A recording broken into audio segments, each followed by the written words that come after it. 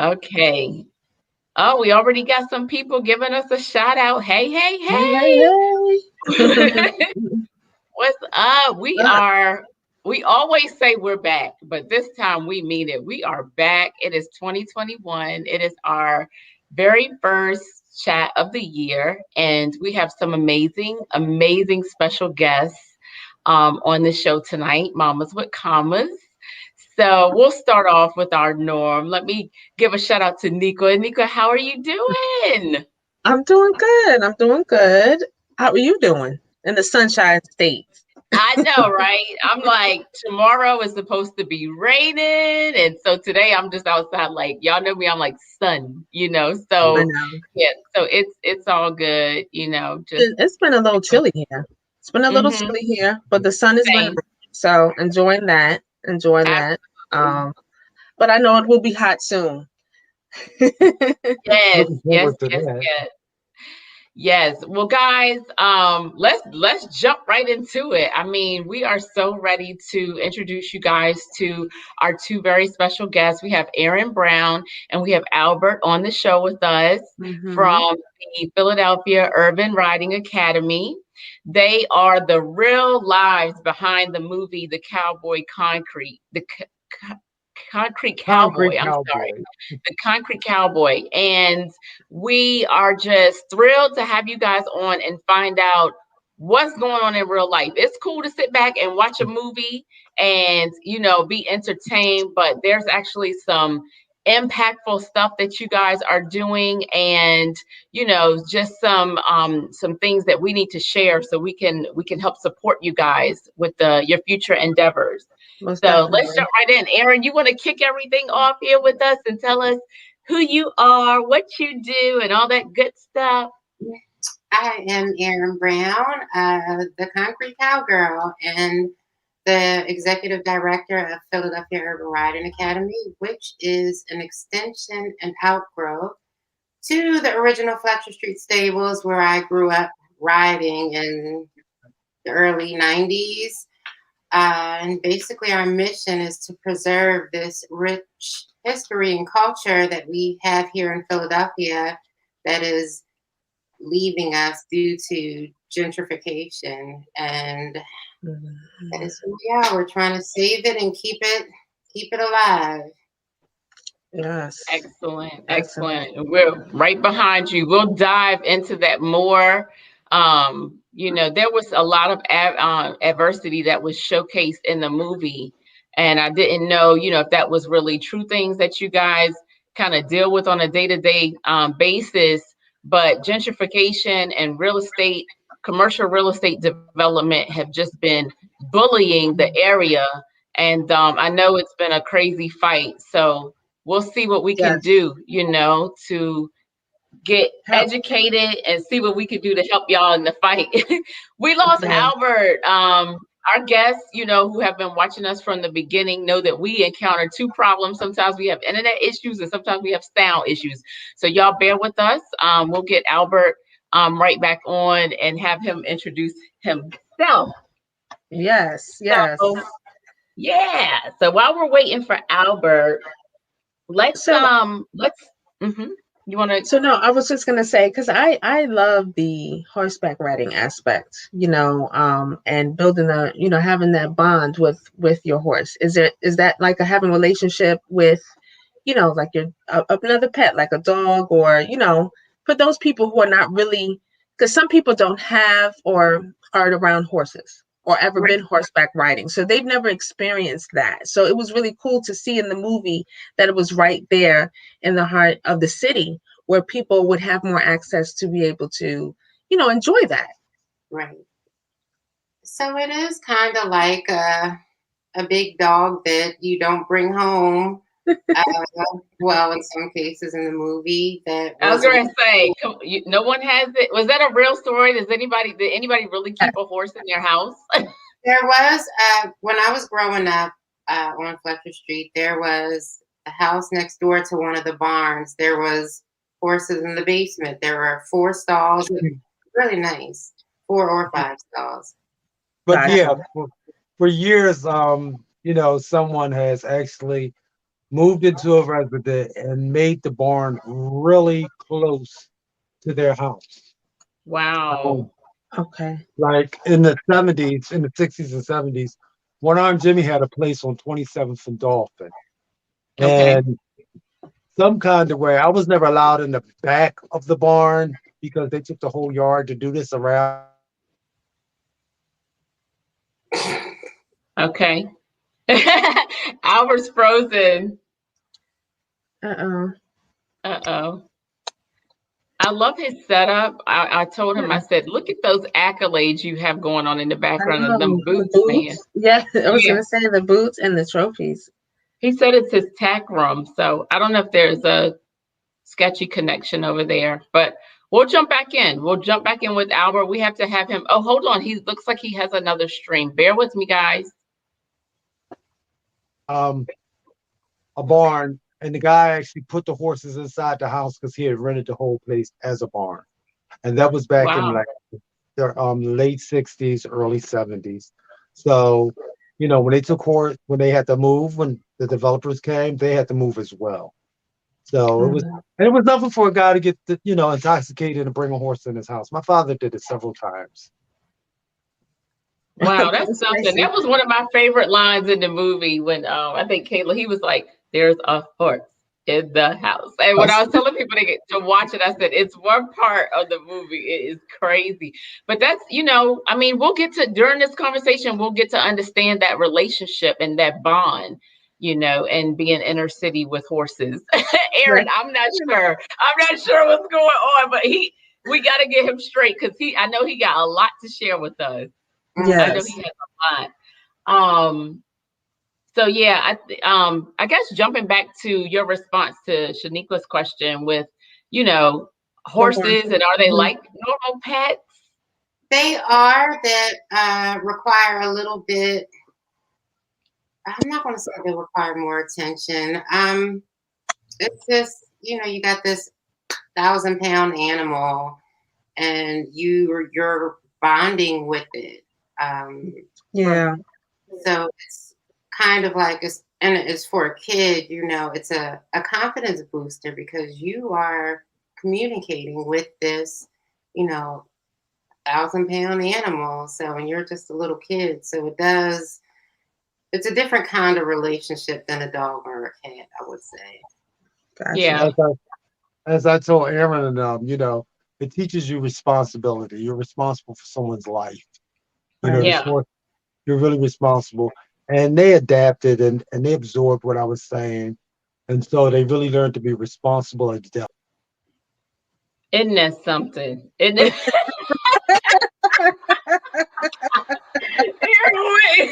I love it. I love it. He'll be back.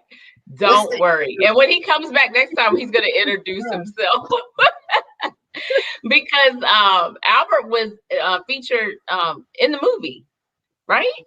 Right at mhm. the end. We, Mhm. we got to get him. I know he got a lot to say. Let's see. I got him back here. Let me have him jump on. Albert, because we're having internet connections, we need to have you introduce yourself. Tell us about who you are and your relationship to Philadelphia Urban Riding Academy and Fletcher Street. Okay, my name is Albert Lynch. I was actually born into this thing. Been riding horses my whole life, right there in the Strawberry Mansion area where I was born and raised in. Basically, what I do is I take inner city kids and I teach them how to ride and show on a professional level. And then we go out like upstate Pennsylvania or New Jersey and we compete. And it's kind of like, I think I'm more or less like the fact that I have inner city kids and we say we're from Philadelphia or we say we're from North Philly. And that's what I do. So I'm looking for. We lost him again. It's okay.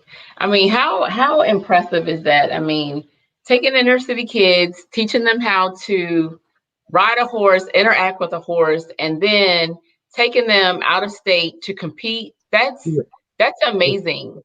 It right. is. So I'm looking forward to my 2021 team, because I'm always working on it.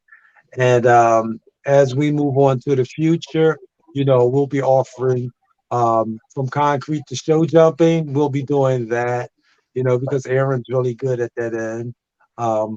He helped me, like, all right, it helps me to like get prepared, okay, Yeah. for what's out there as far as jumping. Right now, I'm looking into several different scholarships. They have high school rodeo. There's a couple of young ladies I'm following through this, and advising and just, helping them out, promoting them on, Yeah.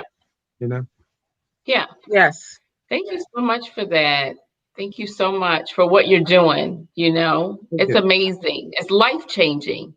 You Yes. can Definitely. literally take somebody's life and steer them in a completely better and different direction with, the love and services that you offer. So thank you Most both. definitely. Yes.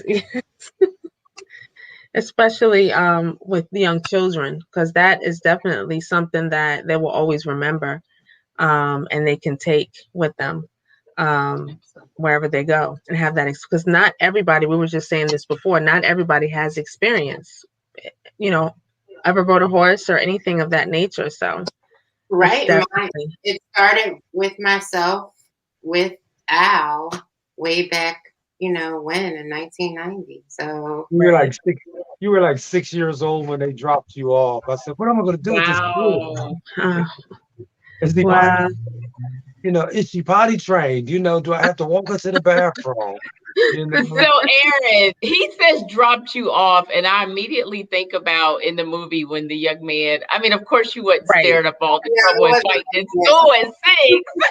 Right. But Right. how did you feel? I mean, were you familiar with the lifestyle, or were you literally just kind of dropped off? And One of the local cowboys that he went and got the picture of, Deke,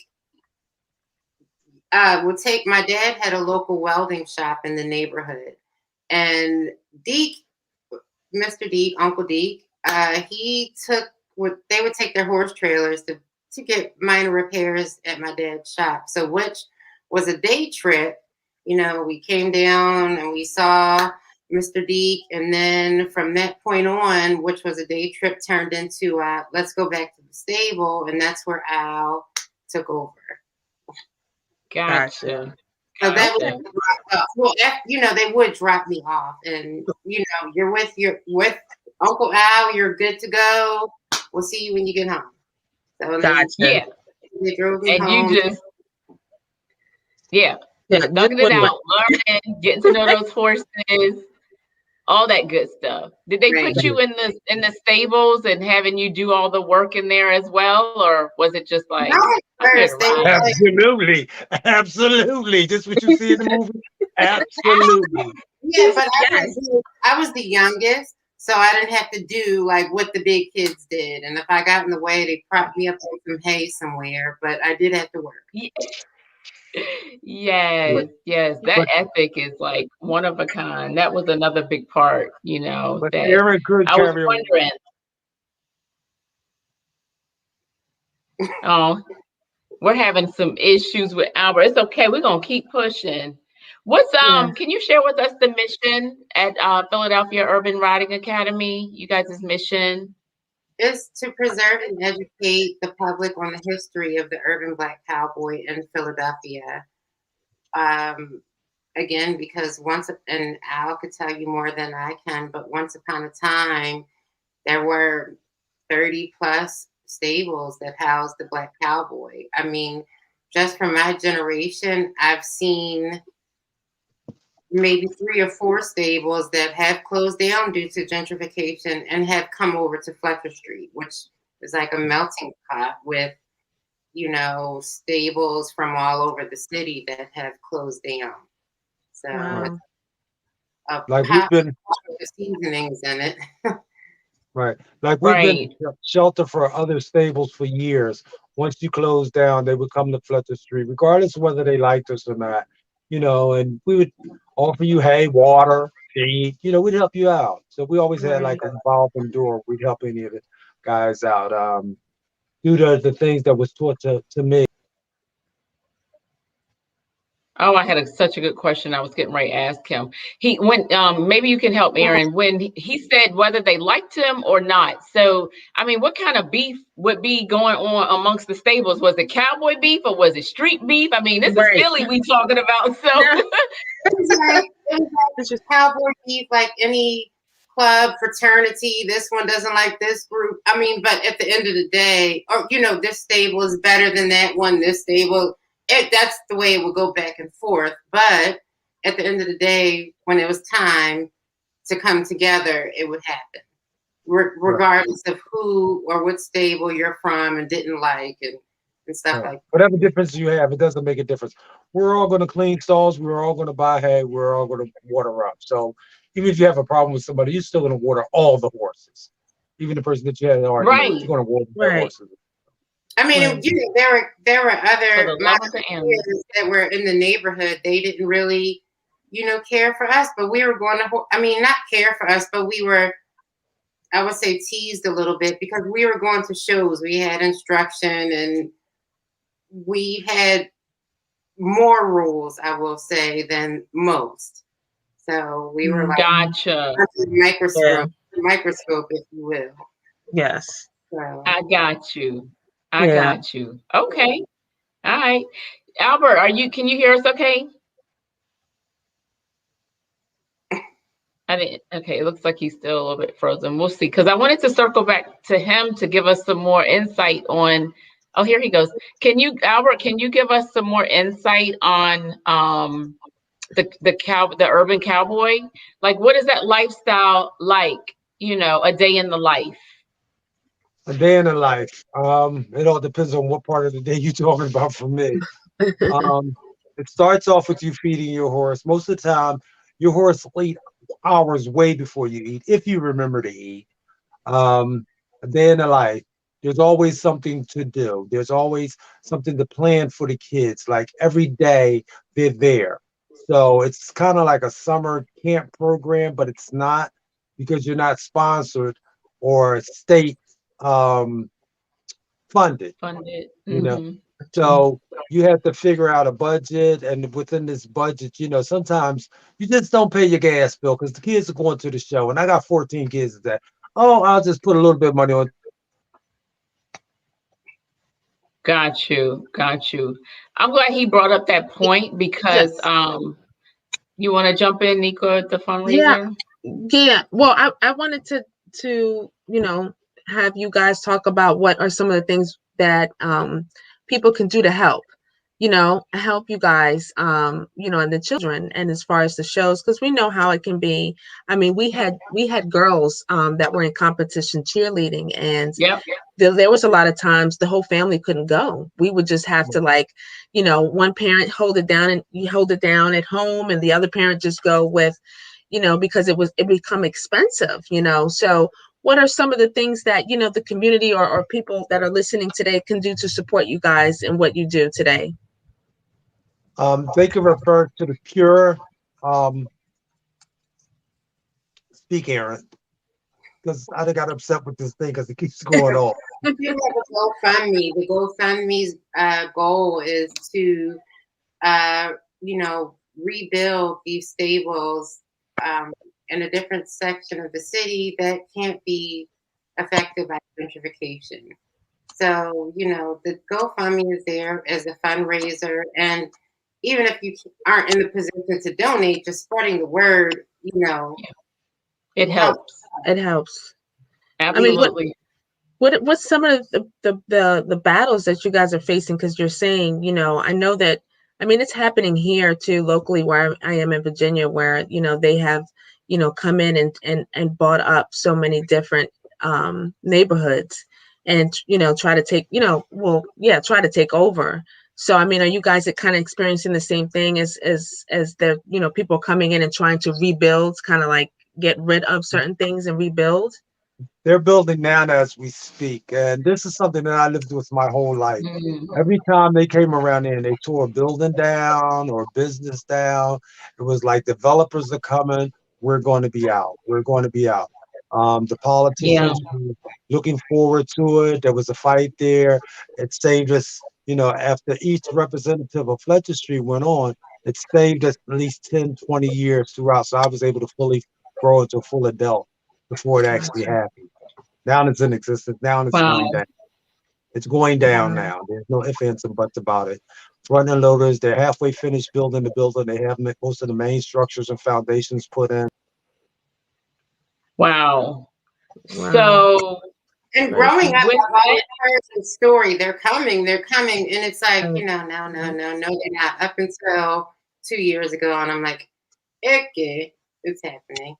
Wow. yeah. So, So one of the points in the movie was, I guess, renting versus owning, the property. And as you guys are now, raising money to try to find another facility, are you guys looking to obviously build from the ground, have something that you can own that absolutely nobody can ever take away from you? Is that the goal with the new facility? Exactly. to a degree, yes. Okay. So all my blood, sweat, and tears doesn't go to waste this time. Gotcha. Right. So it will actually be a city facility that the city does own, but we will be on like a super duper long term lease, and so that would hold the program. So we would be leasing from the city versus a residential kind of that can be bought out per se. Right. That can be convinced to, you know what I'm saying? Yeah. Right. Yeah. Okay. Well, that's good. That's good. That sounds more secure. And then the more awareness, the city don't want the people upset now. Exactly. So, it's like they should know now, hey, we got a movie. People know what's going on. We have our accolades and things like that. We do have a question in the comment for Albert. Albert, we have a question for you. Can you name the success rate of some of your students that are now grown? Whoa, yes, I can. You want me to name the kids or the rate? The rate has been I want to say 95% of the kids turn out to be successful, productive citizens. Yes. I mean, I can go, well, Lee is like 50 something years old. And that was one of the kids that I actually took the time to show how to walk a horse and make an honest dollar by selling a pony ride or cleaning a stall or feeding up for someone. I could just go on and on and on about the kids that are actually productive. I have a young lady named Willette. She has her own construction company. And with her, she says, if it was not for me working hard around them horses, I would have never knew how to work hard in life. Absolutely. Absolutely. And so rewarding. Yes. That's what we call legacy, Right. And it's so cool that it's cool to have legacies now, within family and community. I think it's been a thing, but now it's like the thing because it takes a village. Exactly. People say that all the time. Yes. And I like that it's cool to explore and learn new things, think out, outside the box.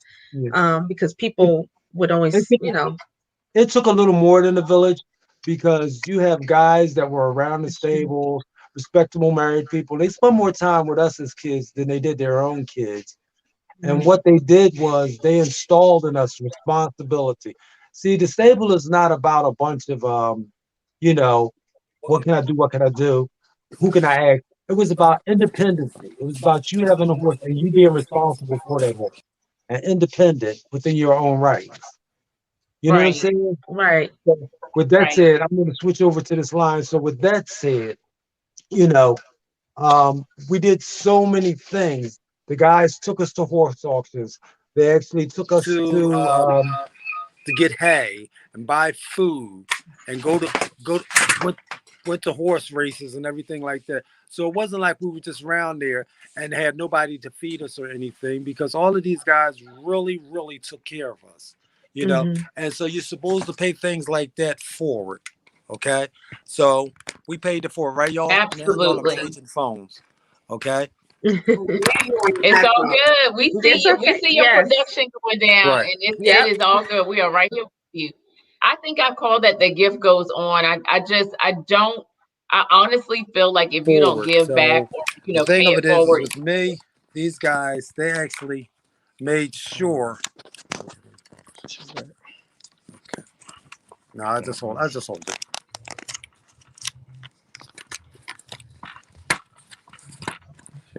It's all good. You're getting it right. Albert was the first one on here too. He was ready. So I'm never. I know. Okay, you got me now. Yes. Yes, that Got me looks now. good. Let me Where's tell the you what, volume? that looks amazing. And you sound clear. It's good. The power of iPhone. Join the club. Got it. Does he have an Android? Okay, you Because I got me. always get picked on. I have both. He does. The where's the Sadly. volume? Hello. Yeah, we can hear you. We can hear you. Can you hear us? Can you hear us okay?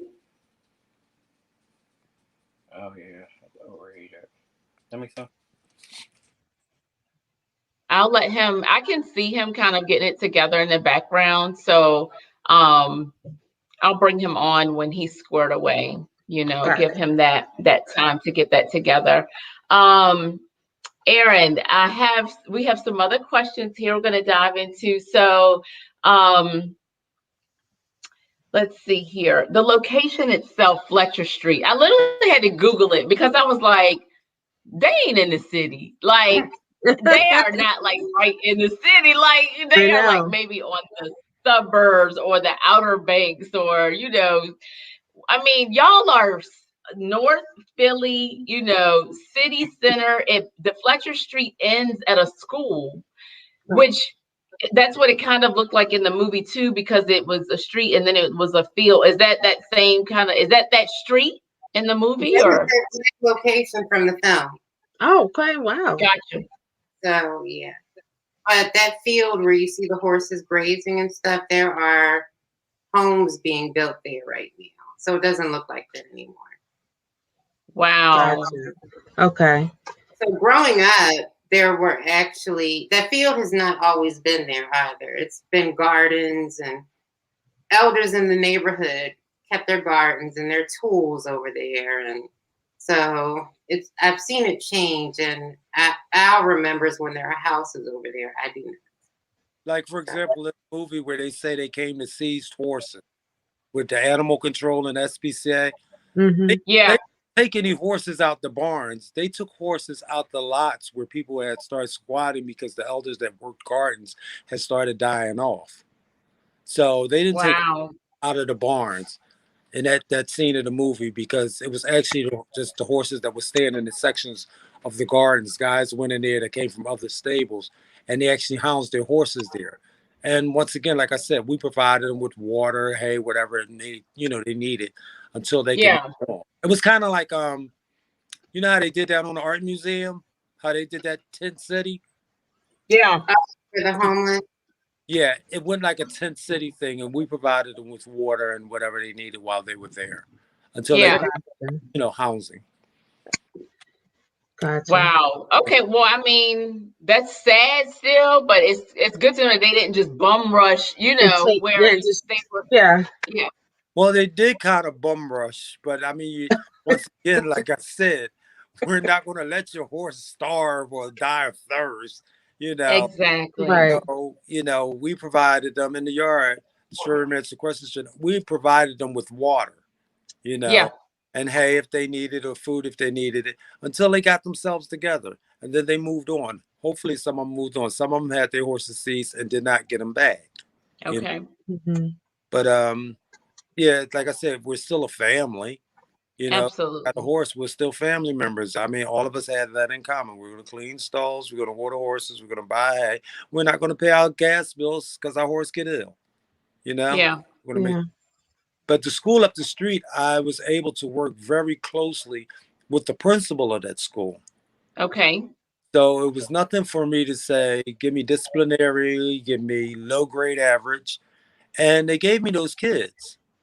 Okay. And, you know, those kids came with me after school, and then from after school, because Aaron, you remember everybody would go in my mother's kitchen and do their homework. That's the first time I've ever had pig feet was at his mother's. Yes. Oh wow! Wow. How did that make you feel, Aaron? I was always no, but I was eating. It was You know, good. what happened, people, some kids didn't know what they were eating. Okay, Right. they had no idea what they were eating. Okay, It she was know what, good. And then he told me it was pig feet. I'm like, no. yeah, because I eating chicken feet. My mother's from Missouri. I done caught them eating some stuff. Okay, but she fed them because we didn't get free lunches or any of the programs like they got around in in the neighborhoods. Right. I did Right. apply for it, but they told me we didn't have a refrigerator at the stable. Well, they walked through one barn and got in my mother's kitchen, so it was just as easy to go through the back door. And I'd be looking for them, and they're all in there eating. I'm looking for them to do work, and they're in there eating, or to ride. They're in there eating, you know. Yeah. So I worked with some kids. That's how kids are.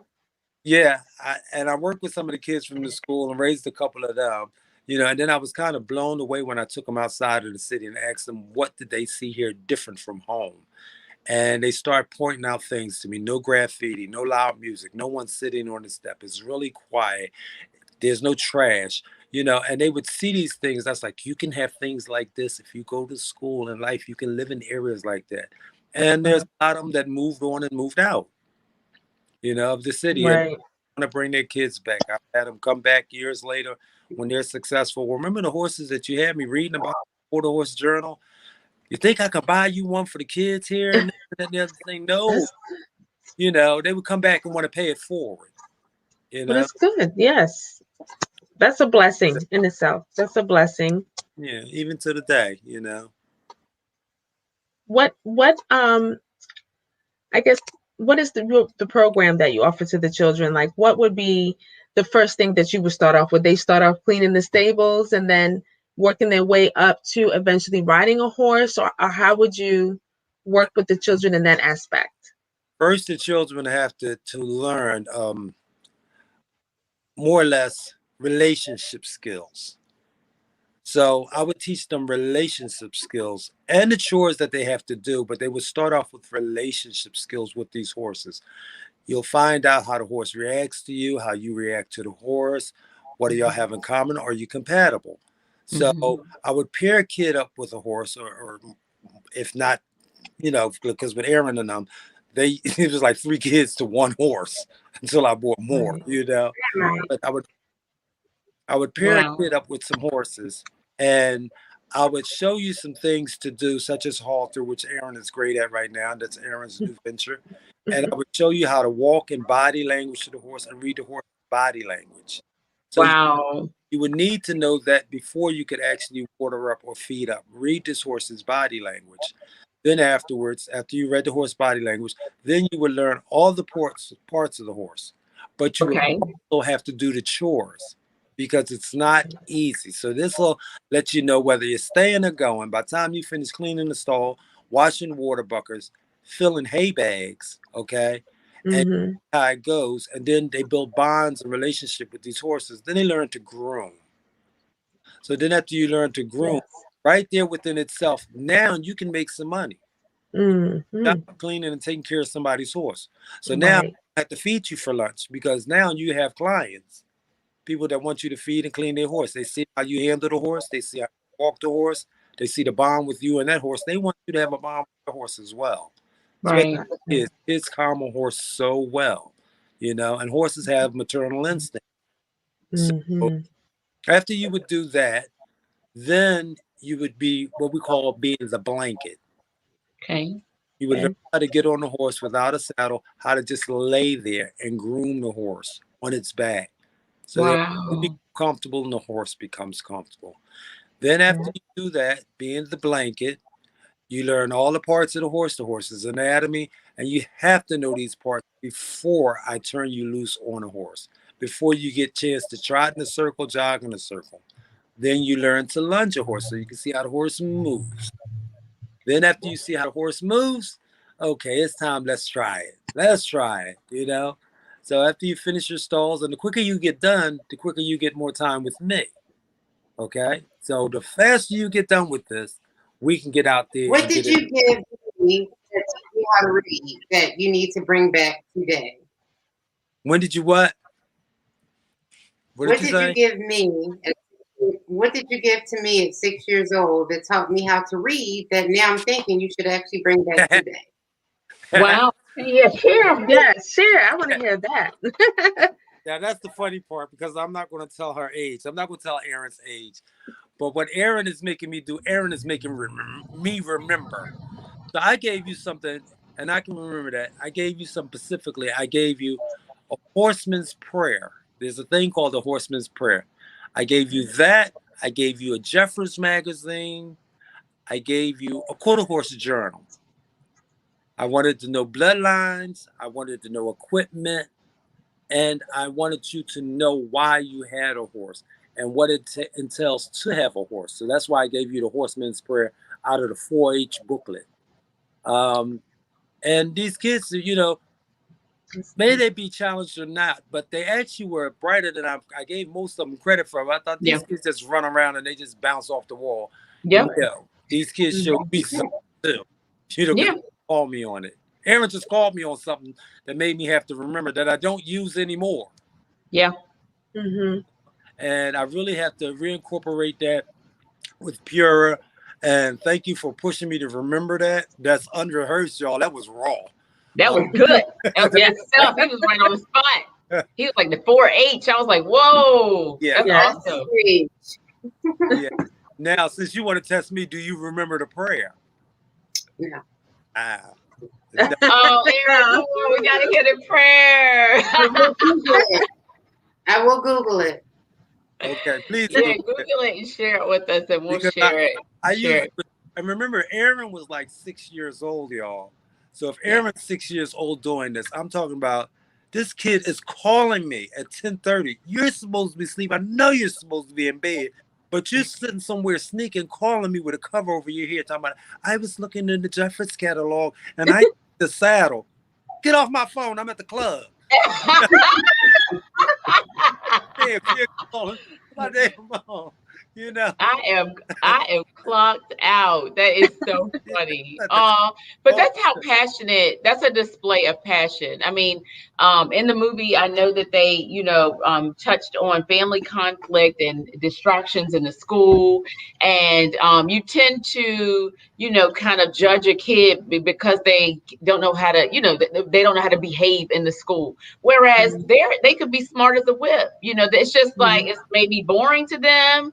You know, it may not be their thing, but when you put them, align them with something that they're passionate about, they will knock your socks off as much as like Erin's passion and, you know, her wanting to learn and, you know, and connect with you to learn more. So the gift goes on. I got one for you. Erin calls this kid her son, okay?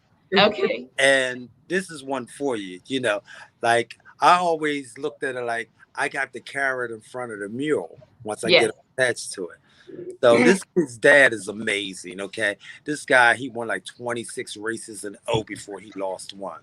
So I get this kid, and this kid comes in, and this kid's a DF kid. DF, okay? Oh, man. He's in that.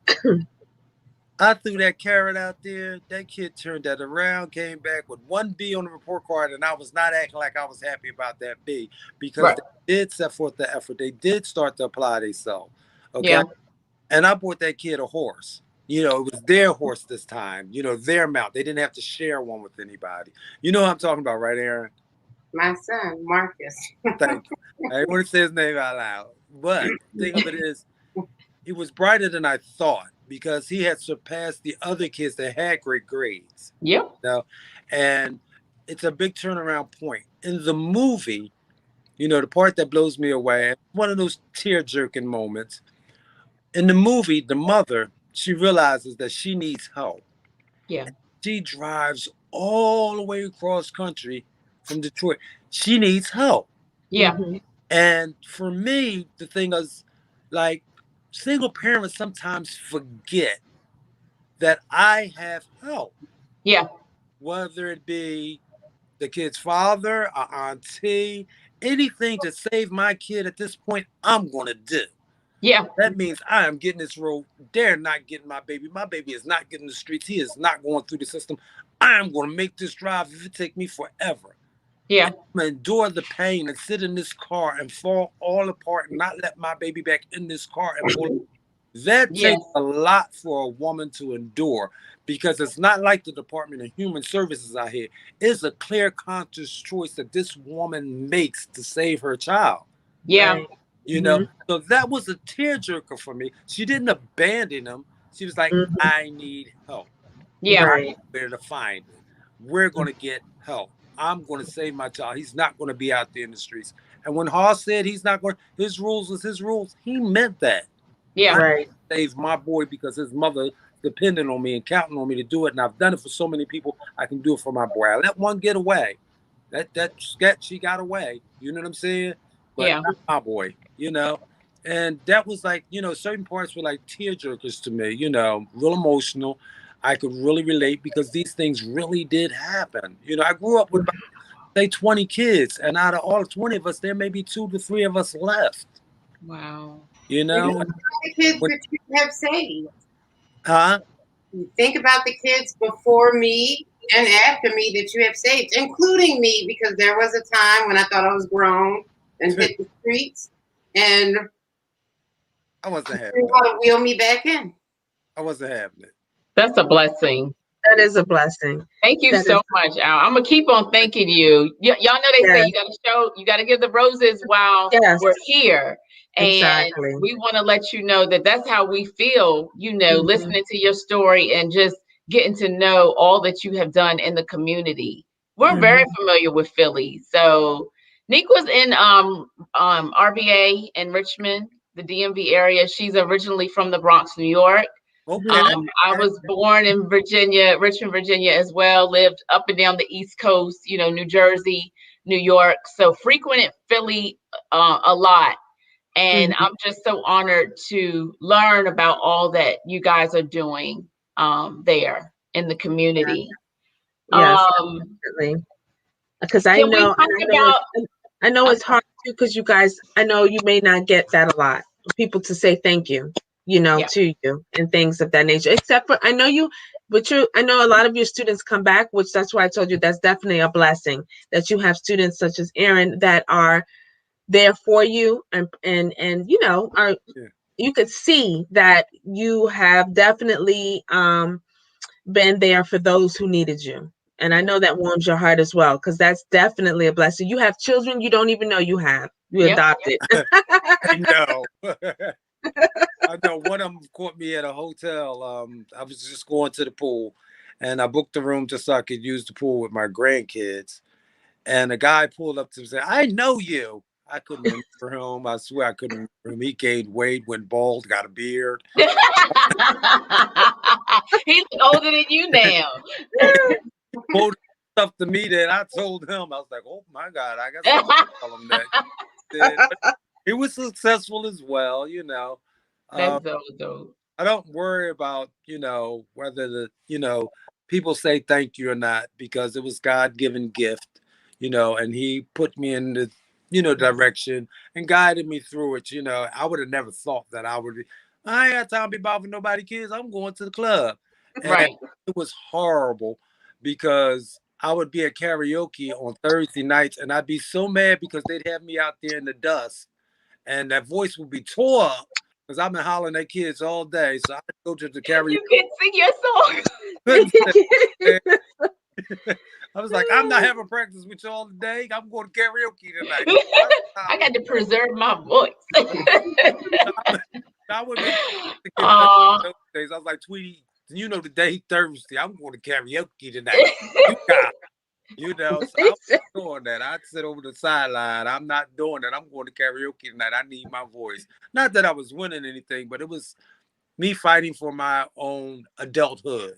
Yes. I got so overwhelmed being around the kids. Not overwhelmed, but just so consumed with me being around. Right. So whereas like I didn't have like a full night life. Yeah. Right. And I couldn't do things on the weekend because that's when they had shows. Yeah. So I needed to do whatever was available in the middle of the week.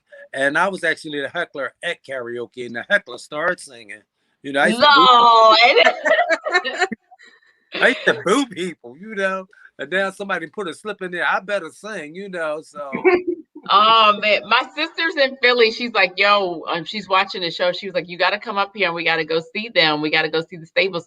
So we need to go to karaoke too, Albert. I want to sing. We have to sing. They still have a karaoke spot? I don't karaoke no more. They got COVID. I don't go nowhere no more. We can't go to COVID karaoke. Okay, no, we'll wait. He said they got COVID. We'll wait. Wow. We ain't going to COVID karaoke. No, we're not doing that. Ain't going. No, we'll figure it out. We'll wait a couple years and then we'll make it happen. Aaron, can you give us some information about the fundraising campaign that you guys have launched, Fresh Start for Philly Youth? Yeah, tell us a little bit about that, and how do we give to the fundraiser, help raise some money? The fundraiser can be found on our website, which is thepura.org, or on any of our socials, Facebook or Instagram is Philadelphia Urban Riding Academy. The Fresh Start to Philly Youth is basically we're, again, rebranded, not branching off and building this epic community equestrian center for the Philadelphia community and the Urban Black Cowboy, or the Horseman of Fletcher Street, whatever you would like to call them. There is a building, and we need to turn it into an actual barn. It's not a barn; it's just an empty building. Space. It's a building, but it's like open floor space. So in order to turn it into a proper equestrian facility, like something we've never had from Fletcher Street, with the indoor arena and the rolling pastures and the fancy stalls and tack rooms. So, and also a classroom space for the after school programming and tutoring, because education comes before horses. We used to sit on bales of hay growing up doing our homework. So now they'll have an actual, learning room where they can sit at the desk. And if you want to sit on a bale of hay, then that's fine too. But I was going to say that sounds perfect, but that sounds cool. No, I need to say something about that bale of hay. I don't know who told Aaron to go all the way up the top of the hay thing. Aaron, what did you do? And had a question about that homework and fell all the way down. It was about 300-400 bales of hay stacked high. Oh, no. Aaron goes all the way up to the top. First of all, I couldn't see Aaron because Aaron was so little. Oh. I didn't know Aaron was even there. Aaron got dropped off at the barn, ran in the bag, went in the hay room, and it would be like 500 bales stacked high because we purchased a lot of hay. Yeah. And Aaron was all the way up the top of that thing. She cried all day. Oh. All day. Because the hay, okay. the hay sticks into you. Oh. Prickly. Like a porcupine, yeah. Yes, prickly. all day. So no, I don't want no kids on no bales of hay and no hay doing no. I want an area where there's tables and computers where you can actually learn and study and do your homework assignments, or even being that the COVID is go online from that system and do your schoolwork. You know what I'm saying? Right. That way you can watch over them, help them along, as far as like my mother in that kitchen was cracking people with sticks, making them do their homework. So therefore we could assist them in that. We have people on our board from the school district who specialize in college prep and all those kind of tutoring things. So we're coming back full force, with ways to service everyone in the community, children and adults, with this going to be epic equestrian center in Philadelphia. Thank you so much for keep saying that. It is going to be amazing. It is, when y'all cut the ribbon, we want to be there. Like, look at this. Yeah. Look at what we all did. So you guys heard Aaron, the website, thepura.org. We also have their link in our link tree. We have tagged it on every single post that we've done, and we will continue for the next couple of weeks. Let's raise money, share, share, share, and spread the word. It's so many different parts that could interest a person. You've got, the cowboy lifestyle. You've got the urban cowboy lifestyle. You've got Right. Philly, people that love Philly. You got people that love the East Coast, people that love horses, people that just want to support small businesses and education in the city. I mean, you guys should, pull on a few heartstrings for people, because you just have so much going on, and that can relate to us. Um, who's been some of the supportive, like the big names, who's in support of the effort? So y'all got a movie here, and we saw some Right. celebs in the movie, but are they continuing with, genuine support of your effort? Supports us, the actors, and they know our mission. They're standing behind us. They're spreading the word. We do know they have their own acting careers and life behind this, but they are pushing us out there, rooting for us. So that's Absolutely. That's good. Method Man really believes I'm his family from North Philly. Look, I Look. was gonna give You know Meth a what? shout. Yeah, because I saw him. He reposted. Yes. He reposted on his Instagram page, and I was like, yes, it was awesome to see. Mm-hmm. So, And while we're on here, I just want to thank everybody. When I say that, I want to go in. I want to thank Loretta. I want to thank Byron. I want to thank Meth. I want to thank Isbis. That's how I say his name, y'all, through the shot. Isbis. I don't know how to say your name, but he knows who I am. I just want to thank so many people. Ricky, Stacy, the director. Those guys were great, and they were amazing to work with and watch their team do what they do, because they were in the right places at the right times, whatever you needed, whenever you needed, whatever they needed. These people had it down packed. And I'm talking yes. like full-fledged. I'm talking about, I wanted makeup, wardrobe, staging things. The girl was amazing. She made things happen, and with a trailer, she just made this Right. just right. That's awesome. And even down to the woman with the snacks. That woman kept some snacks. You hear me? She kept snacks. Where the You gotta snack eat. lady? They gotta Where is eat. the- He can't say what he calls her. What I call her? What did I call her? I'm not going to say that. Yeah, I let's not say that. Alfred. We're gonna keep her nickname a secret. Yeah. But she gave us fresh cherries every day. That's amazing. On the hour. When I say on the hour, you could have fresh cherries in the morning, in the afternoon, in the evening, late night, in the 4 o'clock in the AM. If you were still shooting, she had for you peanut butter and jelly. Coffee was, I don't know, her coffee was pretzel. You didn't like her coffee, but the pretzel was good. Yeah. Well, that is the life of a superstar, and you deserve it every single day. I wish we could get you cherries on demand, all day, every day. That is so funny. Yeah. The producer, I did a little bit of digging. The producer of the movie, Rick Staub, I don't know if I'm pronouncing his name correctly, but he had some production work with the Snow White and the Huntsman and the Cage. So some really cool movies. Yeah.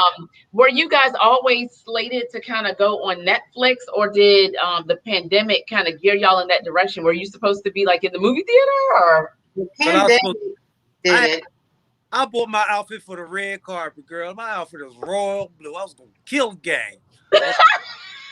He bought the outfit while we were still filming. Yes. Oh, we gotta have some type of production. Yeah. We need to have some type of award show or something. They know I was going to look, because I told them every day on the regular, look, I'm going to kill a real red carpet, y'all, from North Philly. I'm killing that red carpet. But we're just happy that it's out there. Netflix is great. It's great that, the epidemic actually got us, Yeah. And but it was torturing waiting. It was torturous waiting. Yeah, I You Yeah. know, bet. we've But been, it turned out to be really good. we, It definitely was I love the movie, Yeah. and I know a lot of people loved it as well. It just, especially, I was not aware of, the horses in North Philly, which to me, I think that's dope. I mean, I think, shoot, why not? And I just think that the movie just gets to expose and show, because I mean, everybody's watching Netflix right now, so that was a really good move. And Yeah. and they're going to watch it over and over, Yes. so most definitely, and, I was impressed. I loved it. and I'm glad Netflix chose to show it when they showed it, because what's that woman named Mom? What's her name? Ma D or something like that. Whew. I was like, I ain't want to be up against her for no award. Was she from last year? Was she her stuff? Yeah. And she in there singing Gin House Juice music with her legs wide open. uh, I was like, uh, not want Idris up against that woman. I want to no. win. You know what I'm saying? So I'm glad they didn't put it out with that Netflix flick. You know what I'm saying? Yes. Yes. You guys, I mean, it was right on time. It popped up and I was just like, what is this? What is the Concrete Cowboy? Like, and it was so cool to watch and just Most see all the definitely. different parts of it. This year, Aaron, other than the fundraiser that you guys have going on, and that's a big, big movement. But what else do you guys have on the lineup for the year as far as things that are really important to you guys? Basically holding on and keep on doing what we've been doing. Keep on keeping on. We do have one of the kids, Javon. He will be showing in 3 weeks, actually, showing one of our newer horses. So this is his first time. He's going right to the big dogs, to the big leagues. So Wow. That's Javon, awesome. Javon is showing what? Tell them what Javon, what. Javon is showing Halter. We have a horse, Pretty Boy, who is already a world champion. So now we're going to send little kid, Javon and Pretty Boy are going to take it to the world championship again. Oh my gosh. Wow. And not We're only gonna check in with y'all. I want to know how he did. Yes. Do you guys do pictures and Right, yeah. Yeah. And Al, you can share with the great things that you've got going on. I'm staying on like the administrative building and yeah, I passed the torch. I don't have to do it. yes. Mm. Yes, for growing up. So for me, it's like I have a show team ready to go. We've been really doing the Cowboy thing right about now. We're doing a lot of team sorting, things that we could not, that we really couldn't do in the city. We couldn't have cows in the city, so we never had team penning, team sorting, and things like that. We played the game that me and a guy named Keith Anderson created called Pony Tag, and that's the Okay. way we came to team penning. It's an exciting game that we play, but I'm looking forward to some of these shows that's going on now. Pennsylvania is getting ready to open up our grounds. New Jersey has already opened up their showgrounds. Got to give a shout out to D&D for being so attentive to the kids and allowing the kids to be able to come perform all throughout the winter during this epidemic. I have a show team ready to go, so I hope y'all look for us. My girls, I'm reaching out outside of the inner city, so therefore I can take some of this skill that we have in the inner city that they don't know that we actually obtain. And I'm going out to the suburban areas, and I've been doing lessons, giving clinics, on what Fletcher Street stands for and represents, or what Pura is going to present and offer. So therefore, if you can't get a clinic in your neck of the woods, you can actually come here and I'll show you how to desensitize your horse, disengage your horse from any unwanted activities, and just be a better rider for your horse. A lot of people just want to be a better rider for their horse. That's Mhm. amazing. Amazing. Yeah. That's what we're doing now. And I'm doing the outreach. So it's like several different areas in Pennsylvania, along with New Jersey, that I'm going around. And, they're now aware that there are horsemen from North Philly, you Yeah. know. And I have a great supportive team out there while I'm doing it. I really enjoy everybody that I'm working with these days. I really do. That's fabulous. How can the public interact? I mean, can they come to you I guys' was just going to facility? ask Can that. they ride? Can we attend the shows? Right. You Do you have know, like a listing of your shows coming up where if we, because I know Jersey's not too far for me, or for people who live like in the DMV area if they want to come, because I know with COVID you may or may not. So can we come to a show? Yeah, I'm working on a show schedule now. I was doing it for myself, but now I have to do Javon too. So, yeah, so you guys can definitely come to a show. There, the ones in Jersey, PA. There are Okay. Maryland that we'll be going to this year. So. Yeah, and right now I'm doing a thing at Relationship Farms, okay, which is out in Horsham, where they allow me to come in and just do seminars and work with kids. Even if I bring the kids from the inner city, they allow me to do that. Being that we're waiting on development of our place. So people have reached out to me from different farms and things like that to help us along, like we help people along. When they came to Fletcher Street. Nobody wants got it. die. So it's like, oh, come here. You can come to our barn. We got a group of kids for you. So they're trying to just keep me happy and keep me humble. And I'm like, I don't want to work with no kids. And then I'm sitting here with Tell them you need cherries on demand if you On come. I mean, demand. it's got to be on demand all day. Do not play. exactly. Sorry, like I that. love it. I Yeah. love it. Let me Let me see. Do you guys have like a call to action or anything that you want, really want our listeners? First, before I say that, let me list some of the like the adversities or like the challenges that we saw in the movie. Because it's so relatable. And I think that's why I enjoyed the movie so much. So there was family conflict, there was education distractions. Albert touched on this. There was the hardships of a single working mom, gentrification, disability was touched on in the movie, and how to overcome that and how people came together to help one overcome that.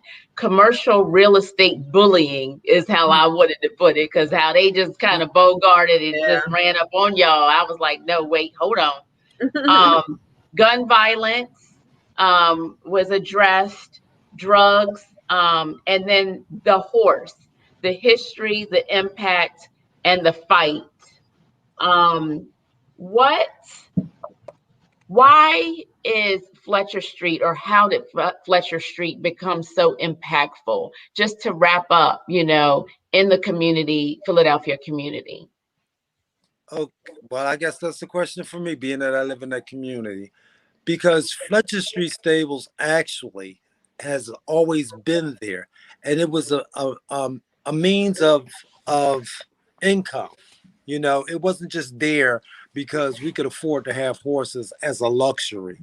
No, my father and them, they huckstered with horse and wagon. So when you see in an older movie a guy selling vegetables or fruit or fish or doing hauling with horse and wagon, that's what they did. Pennsylvania was thriving with horses and wagons all over, doing things that you see pickup trucks doing now. Right. Or anything. And a lot of people forget that the name Race Street comes from horse and wagon races after church. Because when Pennsylvania was built, Philadelphia was built, that was the church, that was the town church. Okay. So they raced down Race Street around the Ben Franklin Archway, came back down Race Street back to the circle every Sunday. So horses were not just a luxury here. So in my community, there were stables all over, even in people's backyard. There's carriage houses and everything. So Wow. they would send the boy from the house, serving or whatever, send him to bring the carriage around to the house. And what he would do Wow. go to the garages, get a carriage, take it around to the stable, hook the horse up, bring it around, sit in front of the man's door. Okay.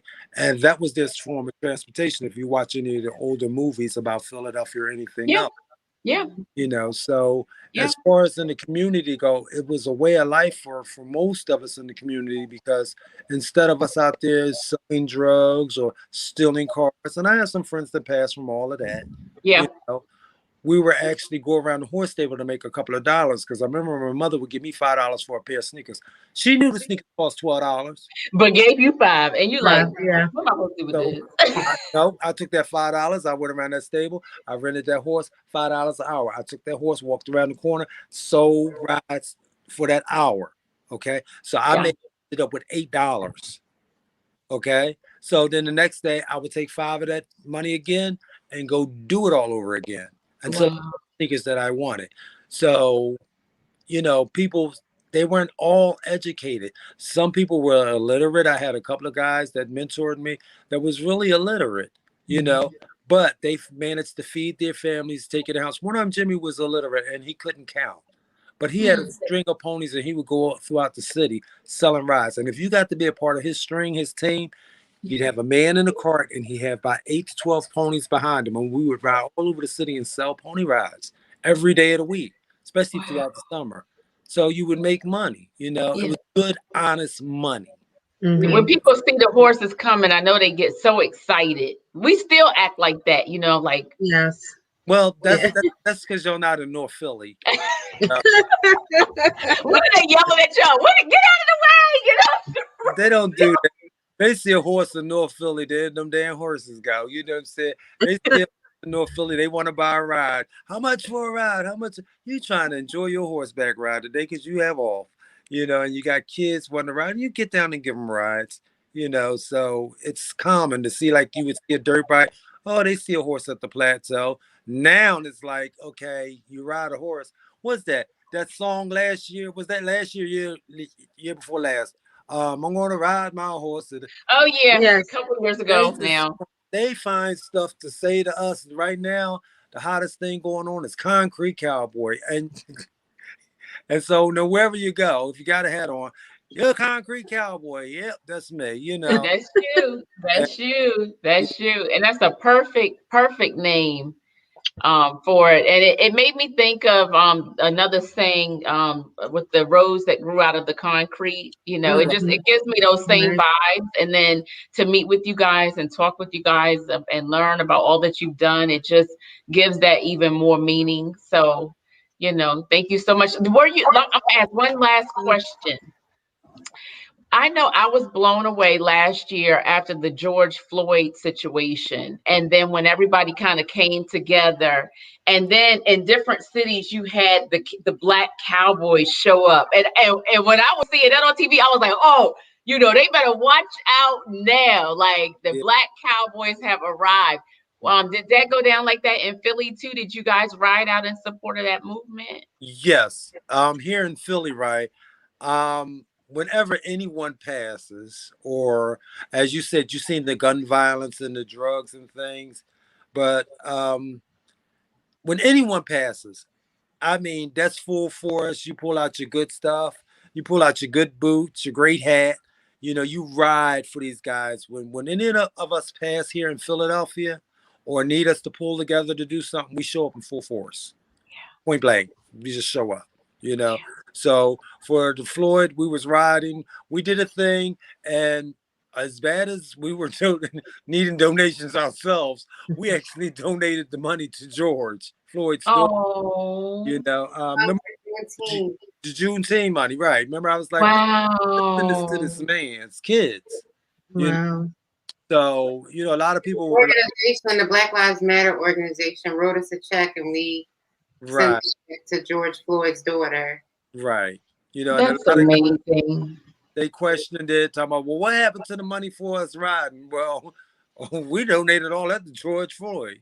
Oh, so it will come back. It will come back. That was a great double call. Time. We raised that drum, and we hope that other people had followed us and did more. That situation. But like you as you asked me about certain parts of the movie and things like that, as far as like George Floyd and go, we're there for to support anything that has anything to do with oppression.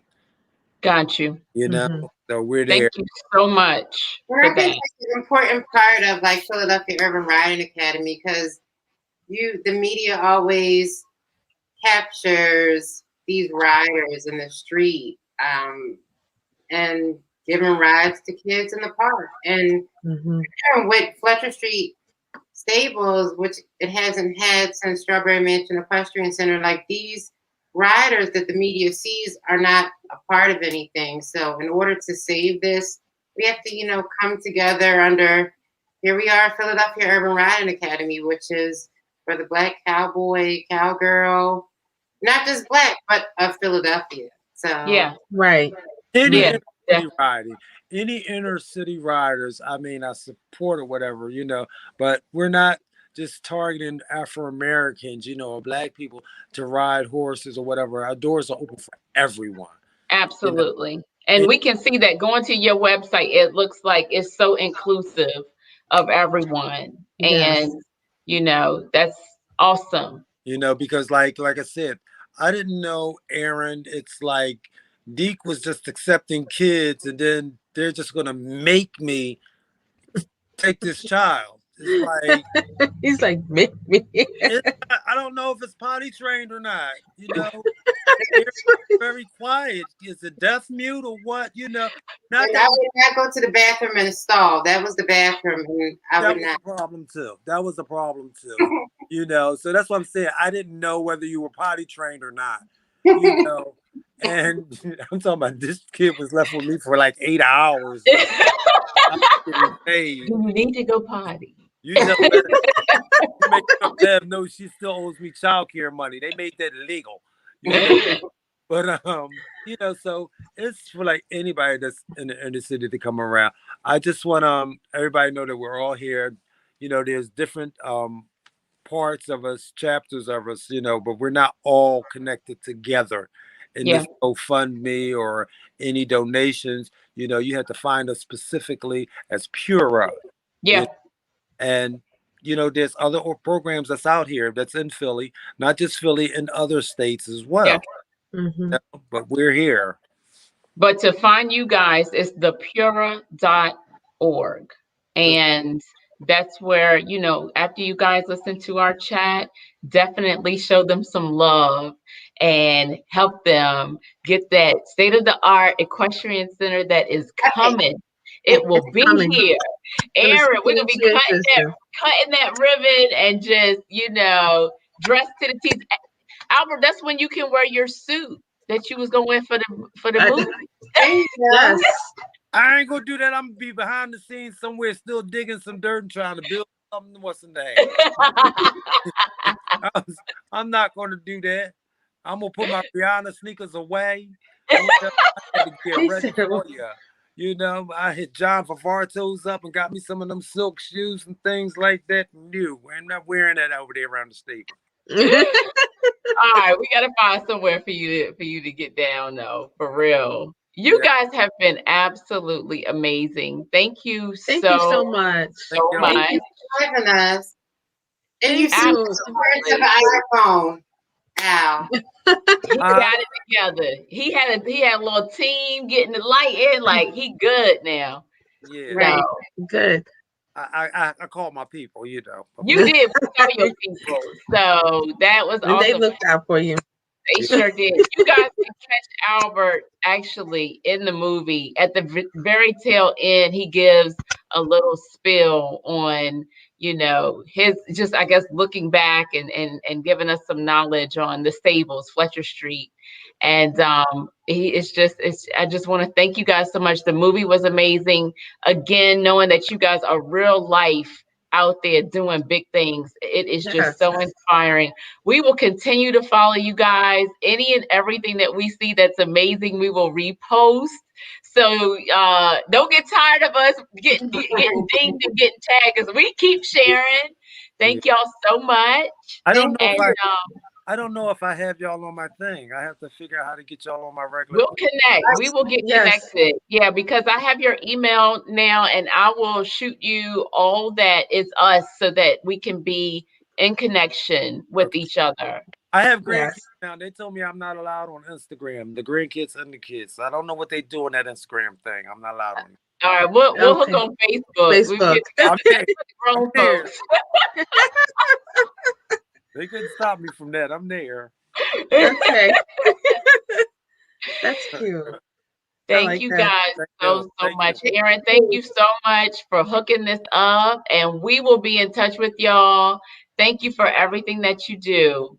Thank Thank you. you. Yes. Take care, y'all. Stay Yes. safe. All right, See you.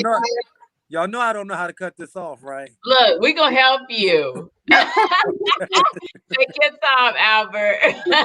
All right. Bye. Bye.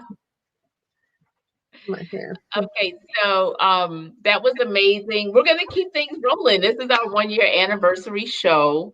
We'll talk a little bit about that at the tail end, but we're gonna bring in another very special guest from Richmond, Virginia, RVA. What? How y'all What's doing? up? What's going on? Not much. How are you doing? I'm doing good. Thanks for having me. Yes, we are so happy to have you on. Tell us who you are and what you got going on. My name is Radio B. I'm a artist, platform builder, entrepreneur, clothing designer from Richmond, Virginia. I think I'm here to talk today about something that's special to me, a new thing that we started called Mama Joe's Collection, which is a clothing line that I established with my mom in collaboration with my mother. She's an abstract artist by passion, just completely untrained, but an amazing talent. And so in July, we launched a clothing line where basically I take images of her abstract art and I design the clothes with them. And that's how we got to be where we are now. Thank you for giving us that overview. So Yeah. we could talk about so many different things that you have going on. Now this my homeboy from high school. Like we go back. you know, just run deep right here. So Right. like we home now. We could talk about so much. I definitely want to, exclusively talk about Mama Joe collection, but I want to dabble a little bit into your work in the community and Sure. activism. So we'll jump onto that in a minute. So you said you launched in July.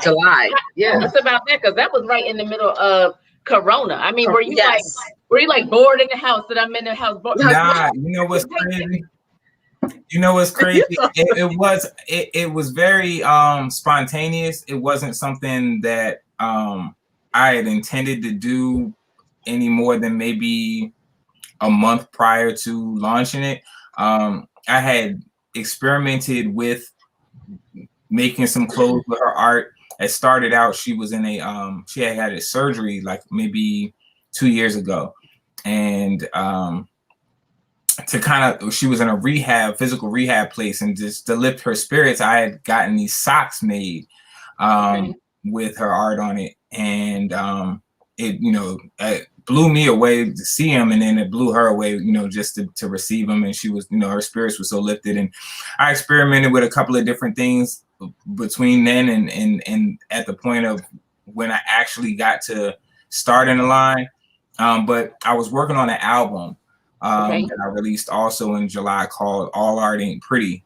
And in the album, there's these conversations that her and I had that I recorded about her frustrations with her art, and just her, my mom's got lupus. She's got a lot of different physical and health ailments, so that make it very difficult. Arthritis make it very difficult for her to do her art, and more difficult now than it was in the past. So she gets real frustrated with not being able to get things out the way that she wants. So those conversations kind of like are threaded through the album. And I knew that it would be pretty impactful for the listener. And it just kind of got me to thinking like, well, what can I do to also like lift her spirits and give her art more purpose? Because that's been my goal all along with watching her do art, is just figuring out how I can put her on a platform or bring her out and show her art in ways that will make her realize how much other people appreciate what she does. You know what I mean? So so I was like, I sat down with because I use this company to manufacture some of my other products and stuff like that. So I just started experimenting with their design tools and stuff like that. And before you know it, I'm like making dresses. I'm like making leggings. Y'all got a lineup. Yeah, it's a lot of stuff, right? So, and I just never, and I'm like, these designs are like coming out real dope. I'm calling, my fiance, and I'm like, babe, come look at this. Like, and she's like, nah, that's crazy. And then so I kind of went down this like rabbit hole for like 3 weeks before the album released. And I was able to release the line like the very next day after the album release. So they kind of coincided. Wow. And the reception, and like I really kept it to myself. Like I didn't show any of my friends, like none of them. Like the only people that saw any of these designs were literally my fiance and my mom. And when it launched, and I was just like, whatever people think of it is what they think of it. And I mean, the reception was just, it blew me away. And we've been off to the races ever since. Ever since. Okay, so this is what I'm gonna do. Niqua has questions to ask you too, but I told you I was gonna do something when I jumped on with you, and I need a second. I need a second to get myself together. So I'm gonna jump off for a quick second. Niqua, you could go roll ahead, and if you want to tell us what came out today, you can jump on that. Sure. I'll be right back. Okay. So I did want to ask, was it difficult to put everything together? Because I know you said that, it was just something that you weren't planning on doing until, you were working on music. And so it kind of coincided with what you were doing with the music. I mean, did it just go hand in hand, or was it something that, you were just like... It did. I think one of the things is so funny because it's like one of those things that was in the back of my mind for those years from the time that I made the first piece up until that point was like, I really need to experiment with this, but I do so much stuff that it's like, and so like the album, I knew I was exposing my mom and our personal relationship in a way. Like I talk about my mom and my music all the time, but that was just way more intimate than anything else. And I think, so that was like playing in my mind. And then I think what was crazy is I think it might've been like a lady in my neighborhood. She was like working on some kind of like shirts or something. And she found out my mom did art. And she was like, hey, I would like to like put, see if I could work with your mom. And I'm like, I knew my mom just wasn't with that, and I'm like, you know what? It may be just time for me to like really get to experience. Hey, I'm like, it might be time for me to really get to experimenting with this. So I just started playing with it, and I immediately realized that I could do this. Like, and as I'm doing one piece after the other, then I'm just like, every night I'm sitting in front of the computer, and it was like finding rap again. You know what I mean? It was like, it was like, so like now when I'm kind of like so used to it now, I don't even get all crazy about it anymore. But for a good like long while, every time I finished a piece, like I would act like I felt like when I write a hot verse, like I'd be like, oh man, nah, I'm killing them. Like, that's crazy. Like, that's crazy. Like, you know what I mean? So it was like that energy in it. So once that came to, I also realized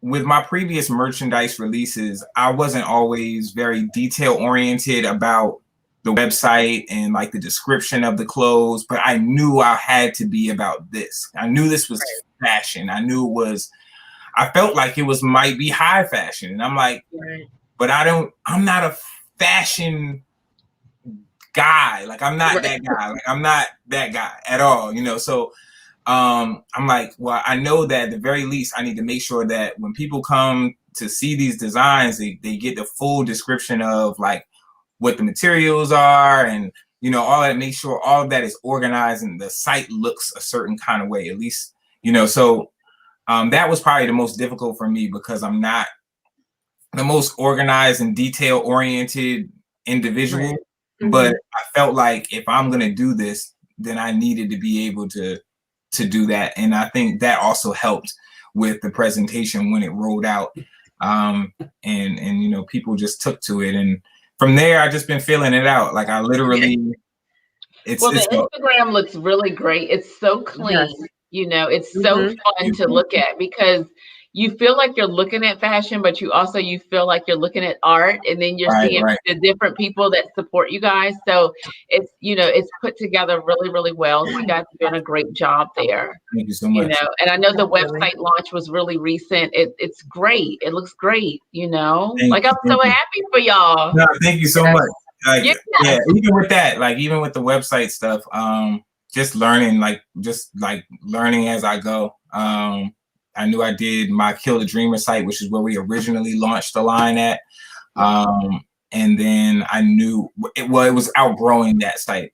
Just too many products. I was making too many products, and I was like, I had to give it its own space. Of its own baby. Exactly. Yes, Exactly. I love definitely. it.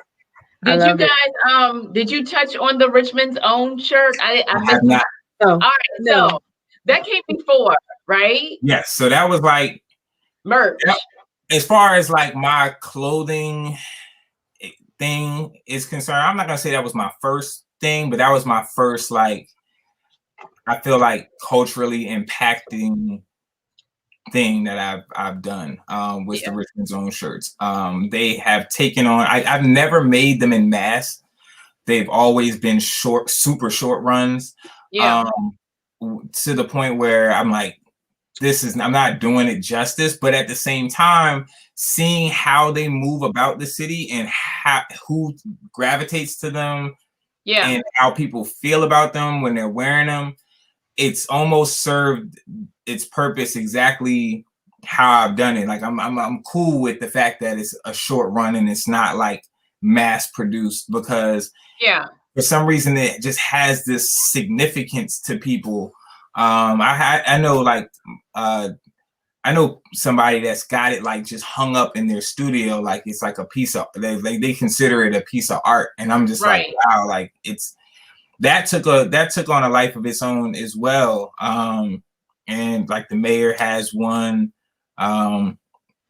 just a lot of people that really move about and really like care about the city, and it's just given a different pride. And I feel like I see a lot more Richmond shirts now than, you know, now they like, oh, that's the way. There's a lot of Richmond shirts. Make me a Richmond shirt, but this is put together so well. It looks very simple, but the way that you designed, you know, how to rep Richmond on the shirt, it's like boom. It's like I'm here. It's super comfy. It's a champion. The quality is amazing. I mean, I love it. I hate to wear it because I'm like, I don't want to wear it too much. I don't want to make it. I'm almost that one. It's like, y'all might find it hanging behind me like the dude, you know. But you did a really good job with it. Nico, I saw your shirt at the and excuse me, I'm not familiar with the name of the circle. They renamed it during the George Marcus David Peters. Yes. Yeah. I saw a couple people like represent the shirt while they was standing out there for the movement. And, you know, it would just be like a part of history, you know, at this point.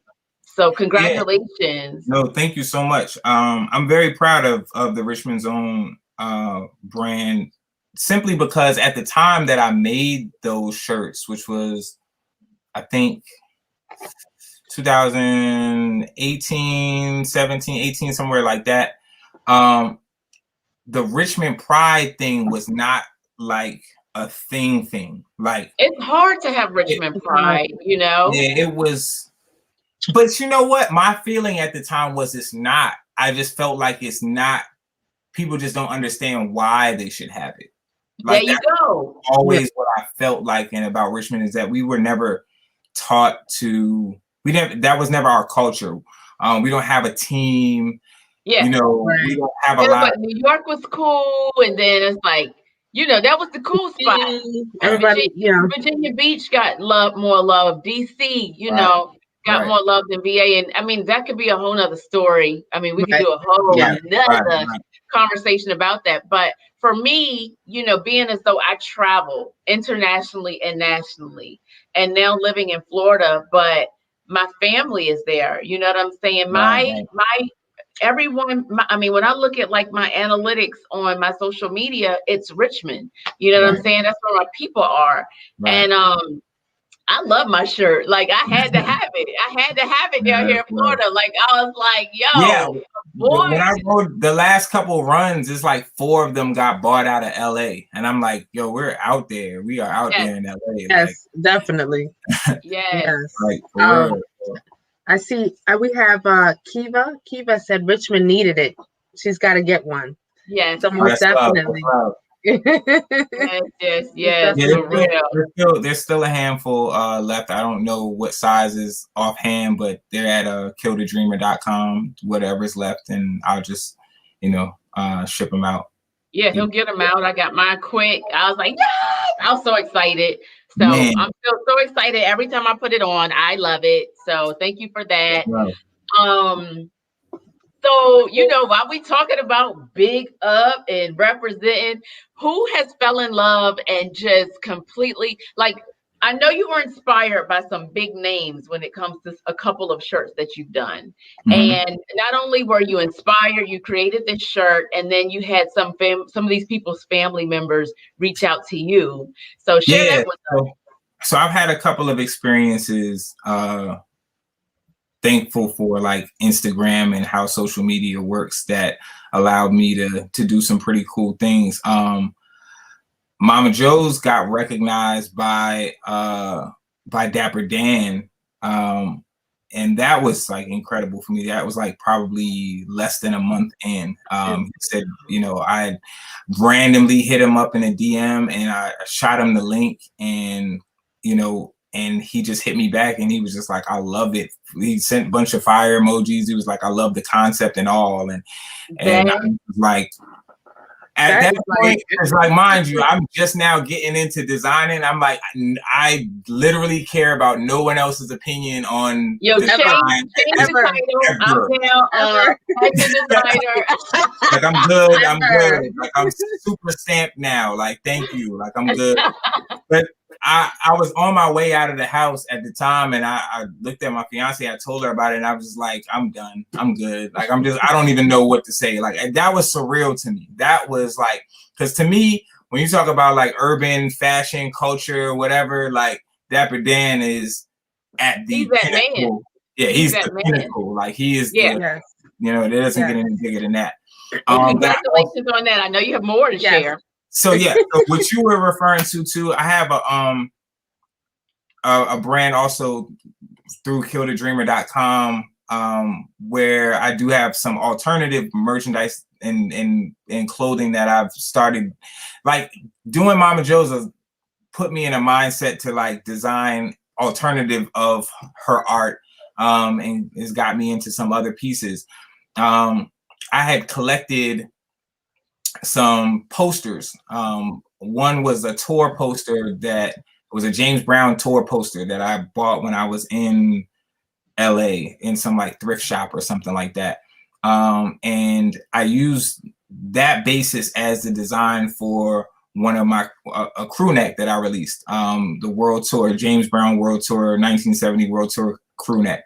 And so I had released that on killedadreamer.com, and one night I got followed by James Brown's daughter. So it kind of like, it wasn't like a cool thing at first. It was kind of scary because I'm like, are they gonna get me? To tell me like, yo, you can't sell this shirt. I'm like, exactly. I'm like, yo, babe, like, I don't know what to do. Like, she might be shutting me down. So I'm like, I was real nervous about it at first. And then she DM'd me. And when she DM'd me a screenshot of her actually purchasing the shirt. And she was like, I just wanted to support. I think it's dope, basically. And like, I just wanted to support. And I'm like, I would have gave you the shirt. Like you didn't have to buy the shirt. Like you know, and shout out to Miss D. Like she's been super sweet. She got the shirt, she took pictures in the shirt, and his granddaughter saw her wear the shirt, and then she bought the shirt. So we follow each other. She's been wearing the shirt, and I ended up donating some money and buying some t-shirts from their foundation, from the James Brown Foundation. And we just have had a rapport since then. What that ended up happening, so who else saw her wear the shirt was another soul singer named Johnny Taylor. His daughter saw her wear the shirt, and then she reached out to me and asked me if I would make a shirt for her dad. So I'm like, yeah, like, wow. So I didn't know of too much about him. I knew of his name, and I was familiar with some records. But I'm like, well, do you have, any like images or posters, or what would you like me to make the shirt out of? So she started sending me tour posters. Wow.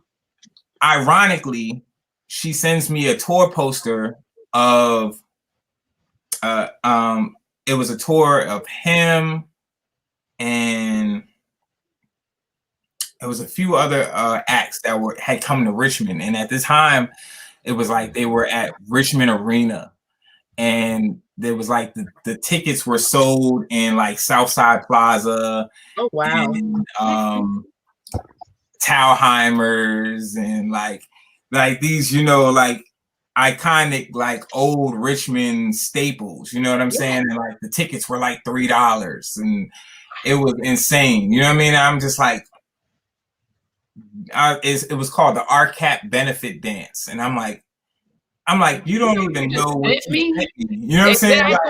Like exactly. That's crazy that you sent this to me. Like, you don't even know where I'm from, probably. Like, but this is, I was like, I will send you the shirt. I said, but if I can please sell this shirt, because I didn't plan on selling whatever I was making for her.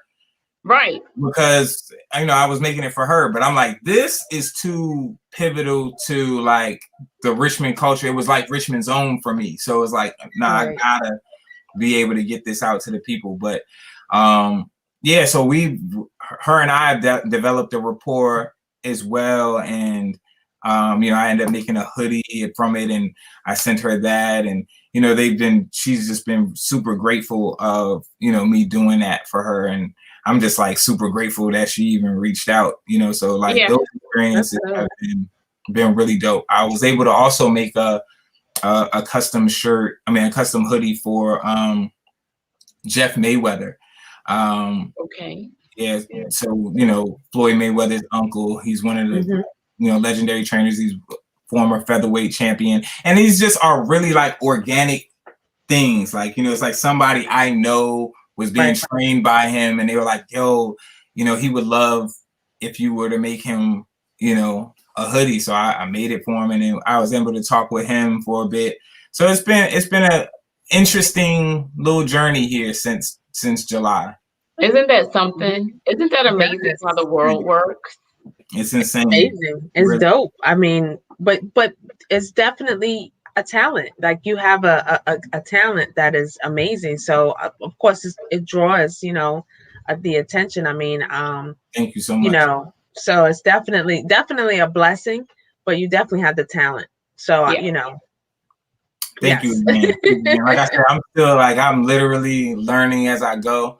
And it's exciting to realize that, that there is like other talents that I haven't tapped into. So once you've been doing certain things for so long, you're like, that's my thing.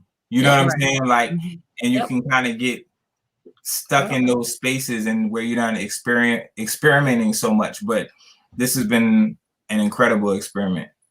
That's cool. That's cool.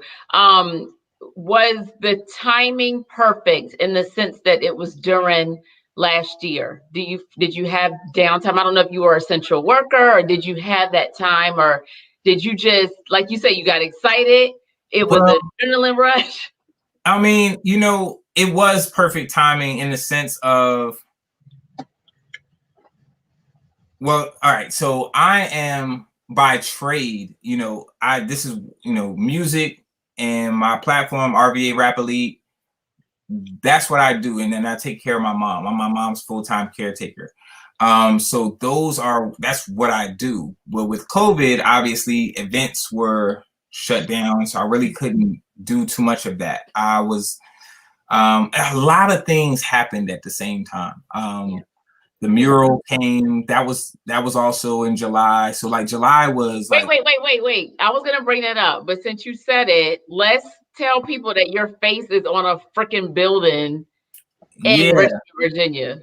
And how did that happen? Let's shout out the artist. Yeah, shout out to that's our homeboy. Yeah, shout out to Nils Westergaard and Silly Genius. They're amazing artists, amazing muralists. Nils Westergaard has murals all over the world. And so basically Mending Walls was an organization that came together after the protest and after everything that happened with George Floyd.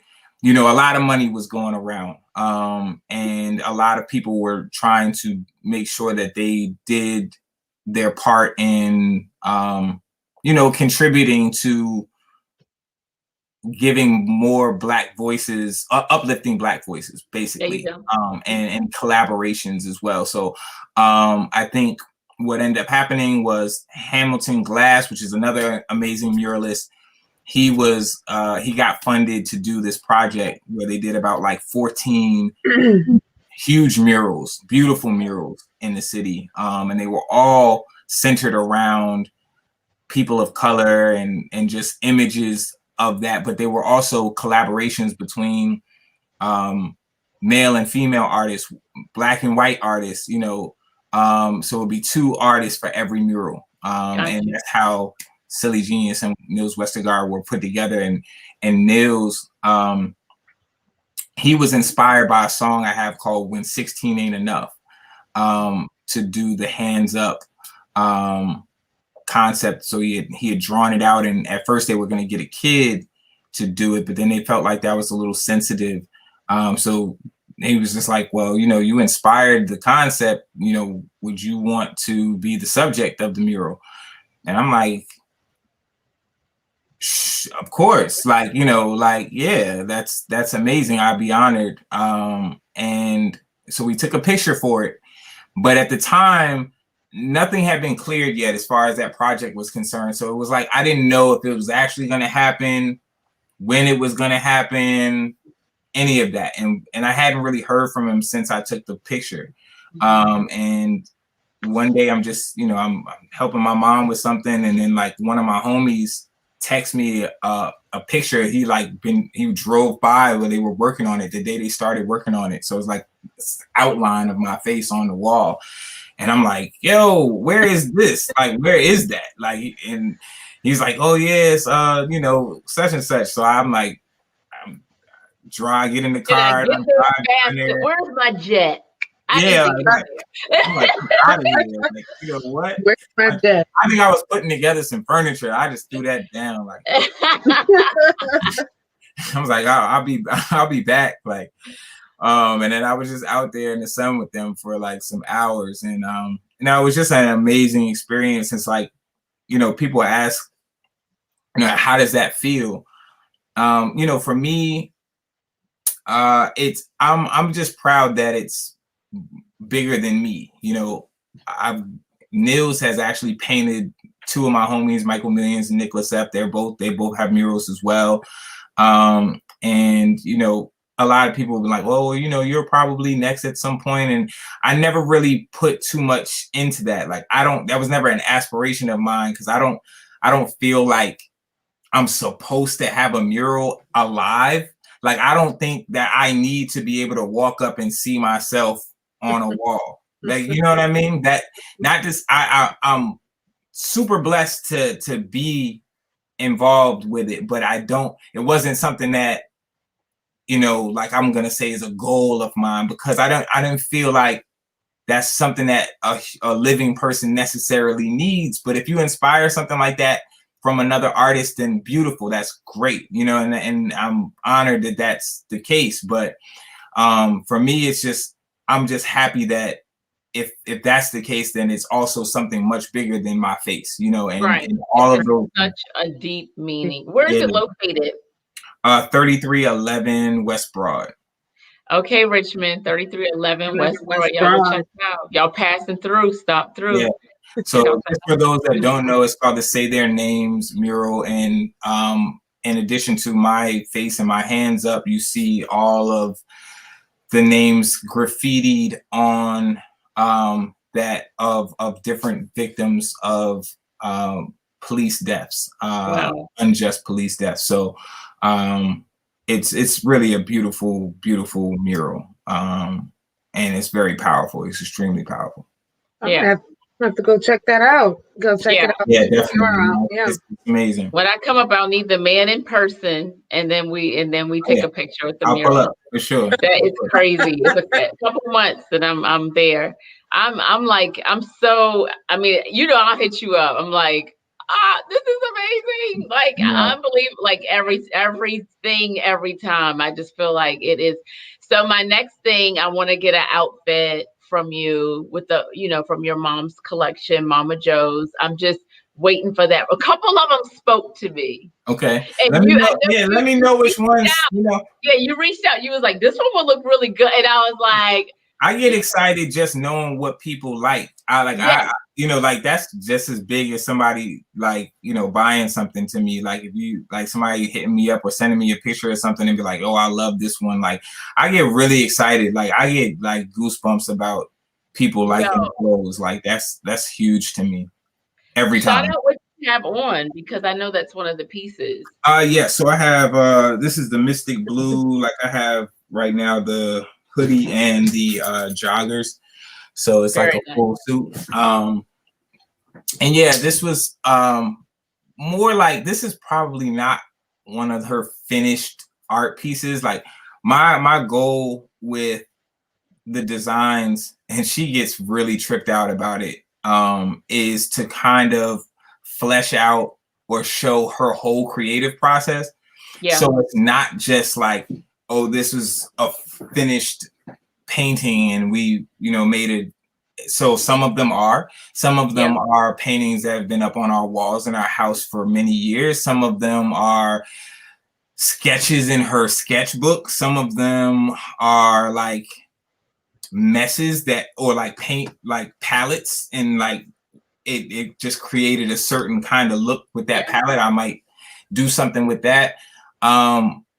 Everything, like nothing goes to waste unless I just don't see something out of it. But if I see something out of it, then I'll make something out of it. And you know, so sometimes I'm like, do you know what this is? And she's like, what is that? And I'll go grab it. And she's like, are you crazy? Like, you're crazy. Like, I'm just like, nah, Ma, like, I just want to show, you know, I want it to be like a documentation kind of her whole creative process and where her mind goes. Because what she necessarily thinks is great, but the things that she doesn't see value in, I also see, you know, the genius in that as well. So I just try to show, I try to show it all. Yeah. That's awesome. That's cool that you broke that down too, because you can, some of the designs are, like you said, they look very finished, and some of them are like so abstract, you're kind of wondering. So to kind of know how you're capturing that is just like, the funny thing about her is like, she'll do stuff that, and it'll just be that, like, and it's like, oh, okay, well, you just put these color blocks together and like, that was kind of what you did. Or, you know, she's been doing art for so long that she's gone into different modes where different things, like she did crushed glass and, you know, and all kinds of different materials, or she'll take her jewelry and like, she'll put her jewelry on things. So like a lot of the designs are very textured looking because there's a lot of texture in the art. And the cool thing about the company is that when they print it, it really does like shine through. Like when you, something that an art piece that was textured, the shirt will reflect, when the light hits the shirt, it will reflect that type of texture. That's awesome. Or when you take a picture of it, it'll look like, that same type of texture. So I much love to our manufacturer, because they definitely, if it wasn't for them, there would be no Mama Joe's collection, or at least it would have took a long time to find a way to do this in a comparable way. Right. You guys got it going on. I did want to ask, how did your mom feel about this? Because you brought it to life, like you brought her artwork to life. So how did she feel? Was she a little skeptical, a little scared at one point, and then now she's like, yeah. Yeah, like it's a struggle with my mom. Like it's a struggle with her to accept it. I try to get her, but she goes in and out of it. One moment she's kind of like, it ain't me, it's you, and I'm like, it ain't me, it's us. It's like, right. And then and then the next minute it's like, oh well, I made this piece for you got to make this out of it, and I'm like, oh yeah, I got you. Like so, she goes in and out of that. And that's the reason really that I made it, was just because she struggles with having that confidence. But right. I just think she's like she's like Basquiat to me. Like she is so talented. Yes, it's incredible to me. It's absolutely incredible. It's absolutely incredible. So before she got really sick, she was enrolled in her first like art class. This is before COVID and before she ended up having the surgery. And she was actually going to an oil painting class, and she was having a hard time in the class. But when the instructor saw her art, she was like taken aback by it, and she was just like, wow, like you have an immense talent. Like I almost feel funny trying to teach you to do something different than what it is that you do. Like the way that you manipulate colors and the way that you pair colors is just, it's genius. And like, my mom that will blow my mom's mind. Like it's like everything, every compliment is kind of like get out of here. Like, I'm like, no, at this point you should be used to this. Like, you see all these people walking around in your clothes. It's you have a hard time like really like accepting all of that. So I just try to keep forcing it to her. But she does get excited. Like what I used to release on every Sunday. So I used to just design the clothes, and then I would bring all the designs to her to see on Sunday before everybody else saw them. So I would work, and then I would show them, and that was like our thing. Like she would be like, well, let me see. Yeah, let me see the let me see the design for this week. And that's that was our thing. So she's she goes in and out of it, but she does do art a lot more often now that this exists than she was doing it prior. So it's worked, whether she will say it or not. It worked. Yeah. When she has artists in their creative, zone is like, you and your writing your rhymes, and it's the same force, same energy. So that you've inspired that, and I was just going to say that the supporters have inspired it. So for sure, yes, for sure. That is awesome. Let me see.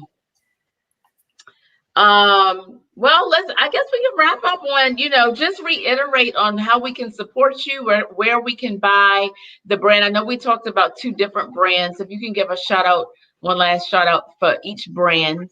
Sure. And So there's the Richmond's Own clothing, and some of the other designs like the James Brown and Johnny Taylor, and a few other designs are available at killthedreamer.com. And that's a completely separate brand.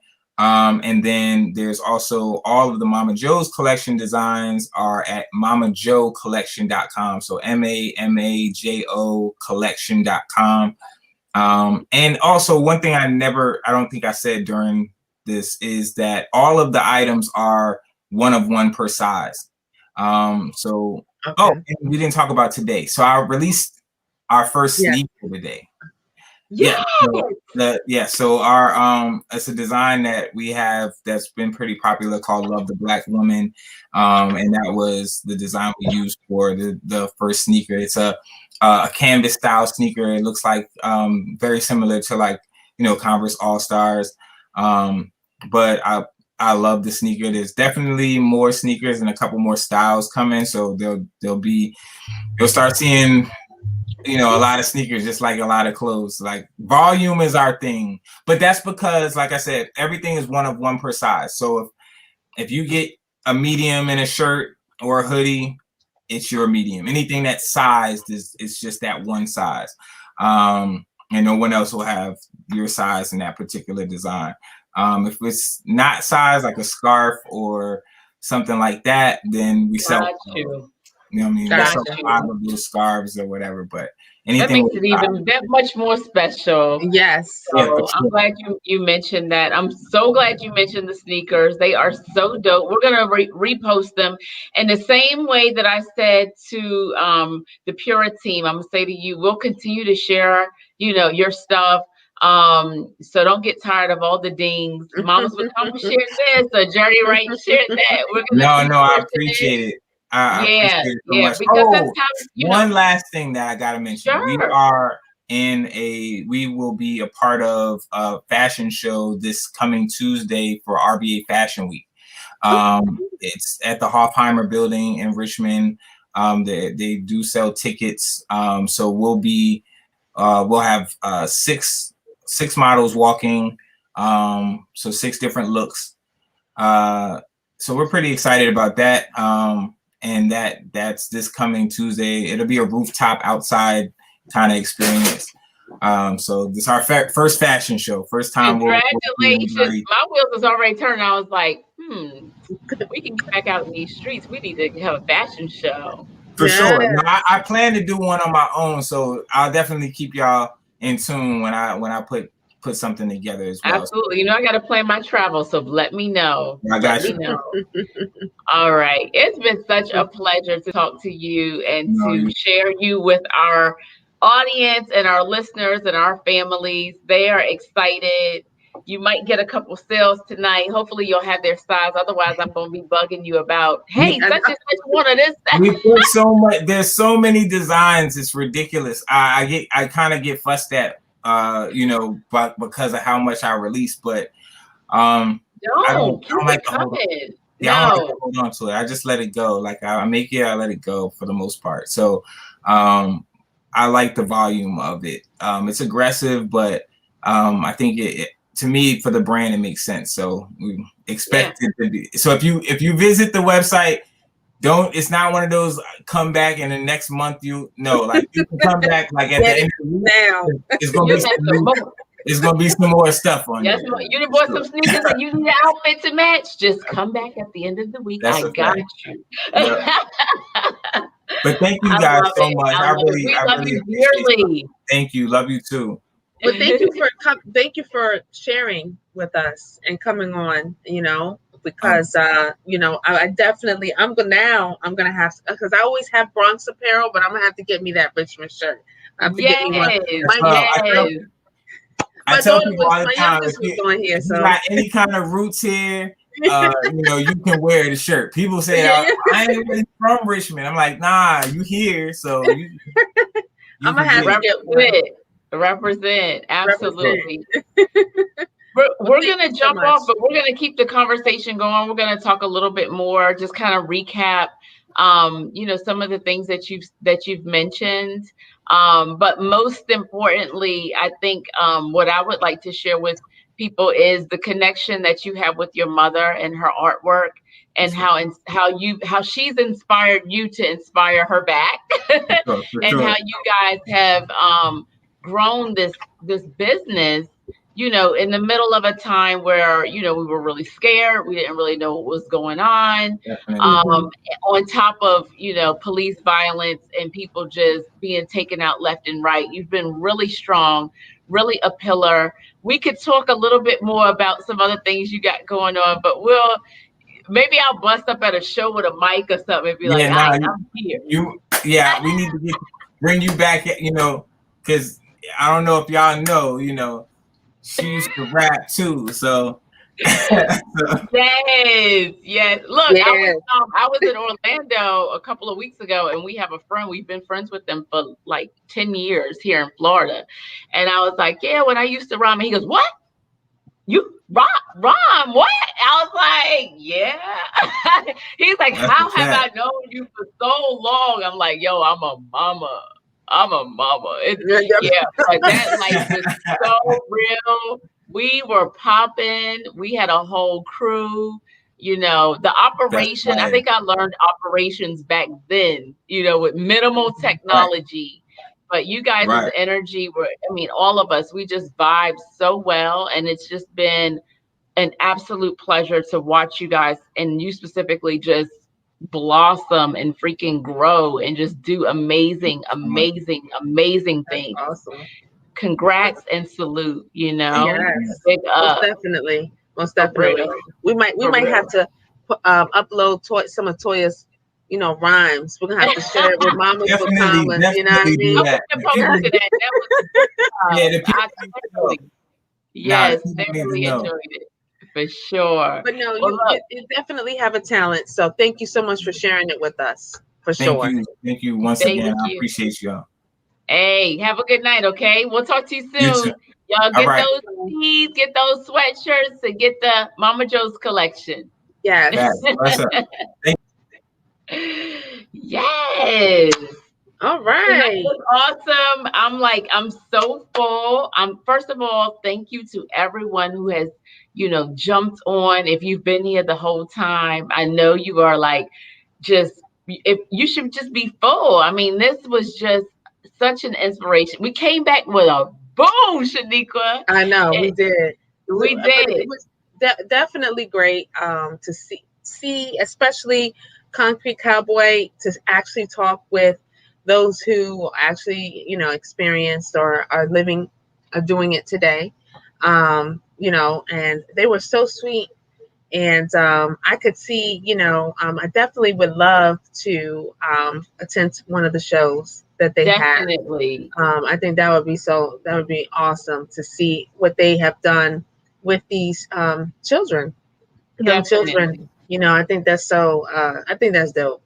Yes. And Radio B, he's talented. His Yes. mother, just the art. You guys got to check it out. Yeah. Toya had told me about it, and she was like, Shaniqua, you just got to check this out. I love the pieces, and I forgot about the hoodie, so now I'm like, I really like that. That I Yeah, see so I you have wore it this on. on our first show. I know, and I was like, oh wow, it just so I check him out. You guys will definitely love what he has, especially if you're from Richmond, the DMV Richmond area. Support, like we said before, Richmond didn't really have, they don't have their own football, different things of that nature. It's bringing that culture and being Yeah. proud. So anyway, enough of what I have to I have Nah, to say. that was good. That was It was a good. That good was show. good. I think Well, so.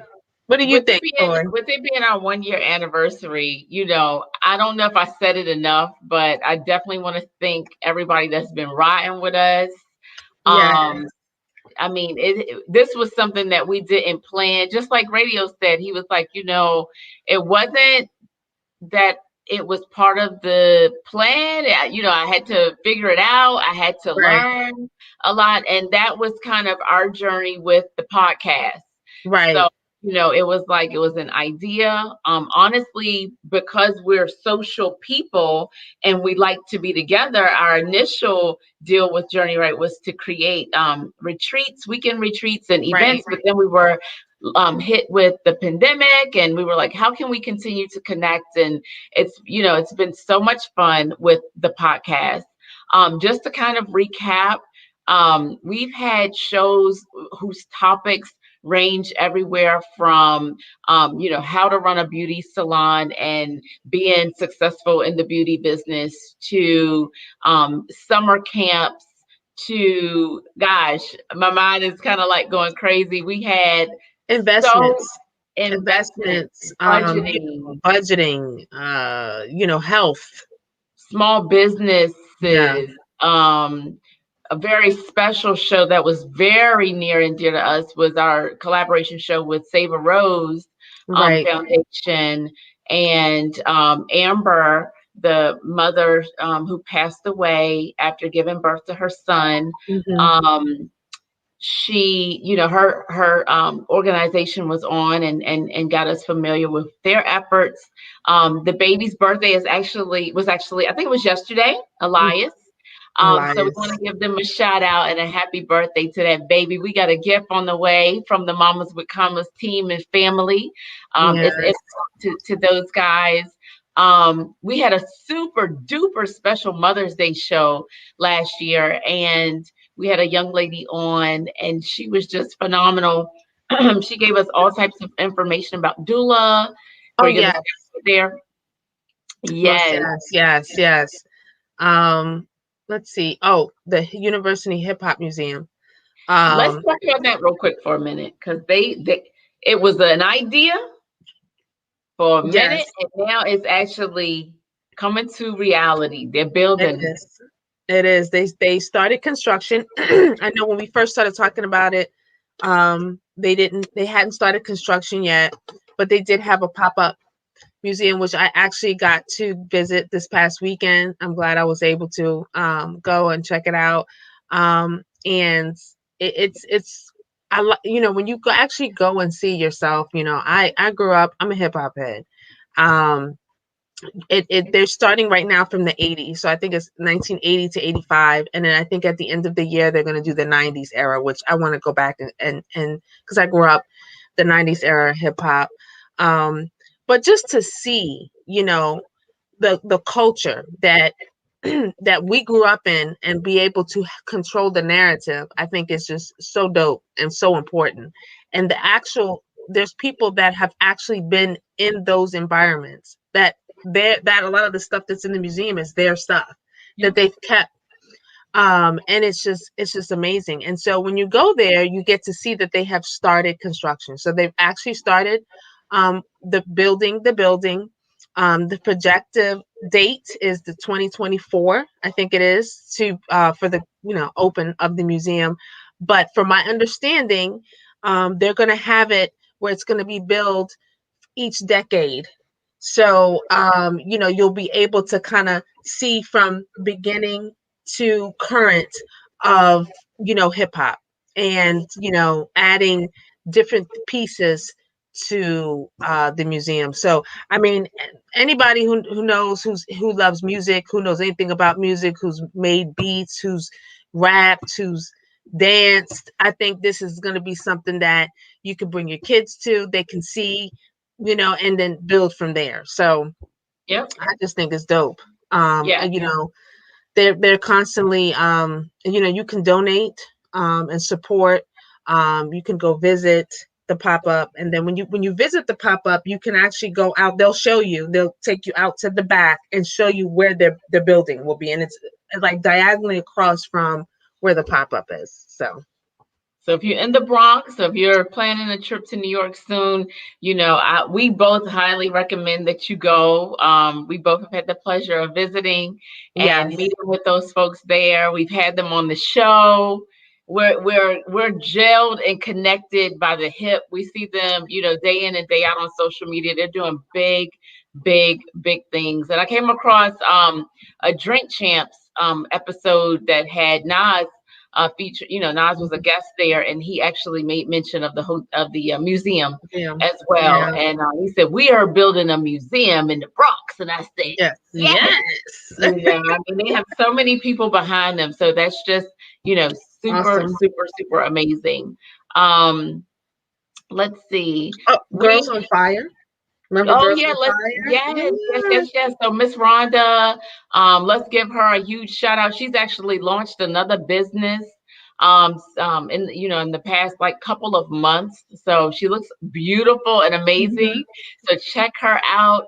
On the note of I wish I had it here with me. I'm not going to ask y'all to hold on again, but y'all know I've been on my firearms journey for about a year now. I was able to take the class, get my license is so ugly. I had it like my face is stretched out. And I always, when I worked at a place where they always had to give me their ID, whoever carried a concealed license always freaking showed me that ID, and I would be like, whatever, and I always wanted to do that, but my picture is so terrible. It's like hidden in my wallet. But got that, I've been training, and today my holster came in. So I was Okay. Yes, I was very picky about, the type of holster that I wanted, but I ended up finding it ultimately by, just looking at what Miss Rhonda and what her page was referring. Yeah. And I then, did a little bit of digging and some research and got a really nice holster. So I'll be practicing pulling the gun out and, this is my thing, y'all. Don't mess with me. Like, this is my jam. So yeah, so that show right there was just phenomenal. I still watch our Father's Day show with the guys on, and that conversation. That was so good. So good. But it's just so many of them, and we encourage you guys to go back if you haven't had a chance to check them out. Just turn them on in the background. It will have you giggling and laughing, and you'll learn something along the way. Shout out to the 3 people from this past weekend that has asked me to do a show on Bitcoin. We will definitely we're work working that on that. Yeah, for sure. We have a travel show coming up. We have a show about working, hiring, how to Interviewing tips. all tips. that. I mean, yes. I think that's something that's important. I think, now just wanting to know, what are you looking for? What do recruiters look for?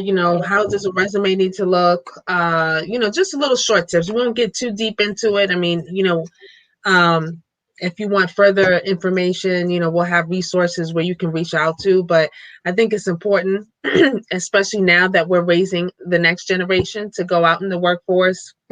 Everything now is so digital. We got to get better at our communication skills and, be prepared for our interviews. So we're not so scared to or nervous or don't feel like we have to, because a lot of people, it's just like when you take a test, we're not really good test takers sometimes. So we just have to prepare for it because we know we're not good at it. So most definitely. So that's going to help a bunch of people. If you got teens that are looking at, they want to make some money, but they don't quite know, how to fill out a resume or how to fill out a job application, we'll have a talk about that on an upcoming show. A show that I'm super interested in, because y'all know I can't keep still, is a show about travel. Y'all know. I cannot. I was talking to somebody. I ain't even been nowhere lately. And I was talking to, I forget who I was talking to, but they was like, where was you at? Like, you always somewhere, like within. And I was like, I be making the most out of my weekends, y'all. Y'all don't even understand. Listen, same thing. Yeah. Same here. I'm already like, okay. I went, out of town last weekend. It wasn't nothing big, small, but see those small getaways where it's just you and it's just, you can just do whatever different things. I think those are the best, because you can reprogram, come back, go get a massage or something, just something like that. But the travel show, I feel like it's important right now because things have changed in the travel. Right now I know I have to renew my passport. And to get into anywhere to do anything with a passport is like 3 months to 4 months, or even if you can get a date out. So definitely that's something that you want to prepare. So we're going to get more out more into detail as far as how travel looks now. Yeah. And where can we go? Because we want to go somewhere. Because I don't want to be on it. I've never cruised, but I don't want it to be my first cruise. The boat catch on fire, and they won't put me on the raft because I ain't got no vaccination. Like, I need to know. I need to know. Yes, we do. So we'll do a travel show. Yep. I mean, so much more is lined up, and we're so excited to bring to you guys. So hang in there with us. We definitely are building, our followers and our subscriptions. So on our YouTube channel, if you could please, I think we got like 3 new like subscriptions this week. So if y'all could please just go over there and hit that subscribe button. Basically it's like a notifier, so it'll notify you guys when we schedule our shows, and it'll also notify you when we go live. And and then it will help us in the long run with analytics and just kind of tracking our followers and people that support us. So that'll be that'll be a good thing for us. Let me see here. And then on Facebook, same deal. So our Facebook page and our Instagram page. If y'all can follow us, we'll keep you guys up to date there.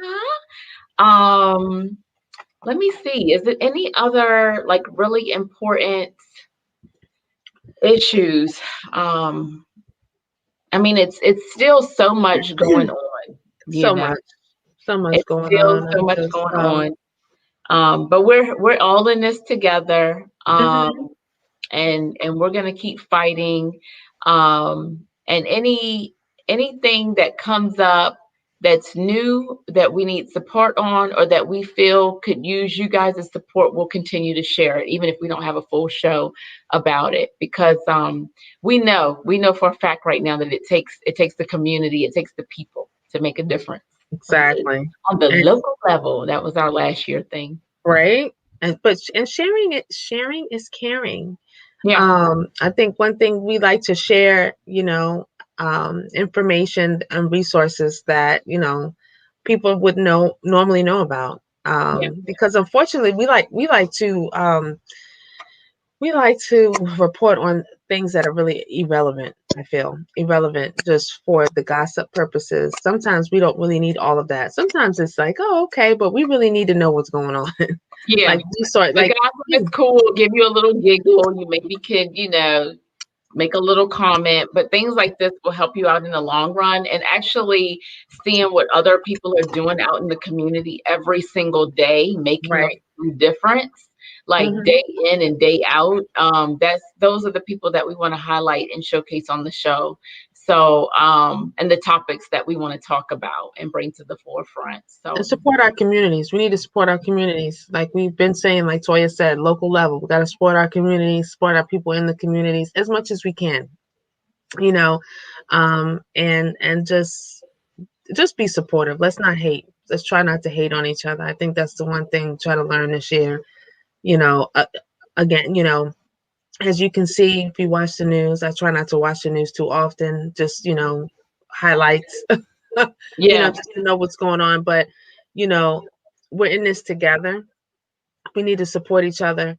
And I always say this, as women, let's stop hating on each other. Let's uplift each other. We may not like each other to a certain extent, but let's respect each other's hustle and achievements and where we've been, and thank you for saying that.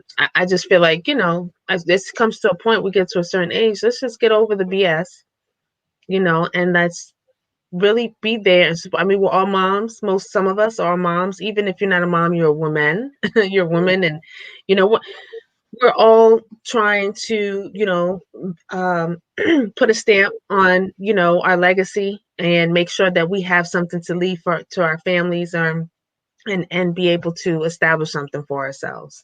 Absolutely. And it's already hard out here for a woman, period, just to get equal pay. We have a long way to go as well. But we are actually putting in that work. So let's just support. Look at Stacey Abrams. That's something I could bring up really quickly. I mean, they have drilled her, but she's holding her ground. She's standing her ground. Those Republicans are very nasty.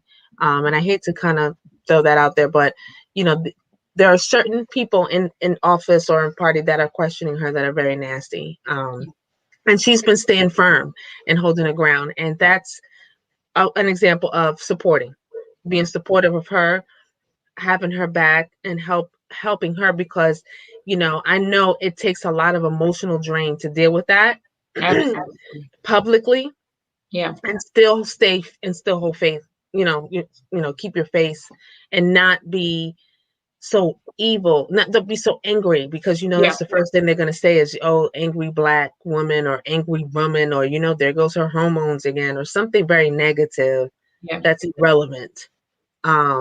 So that's all. I always go on my rant sometimes, but I just feel like I'm glad you said that. I'm glad you brought that up.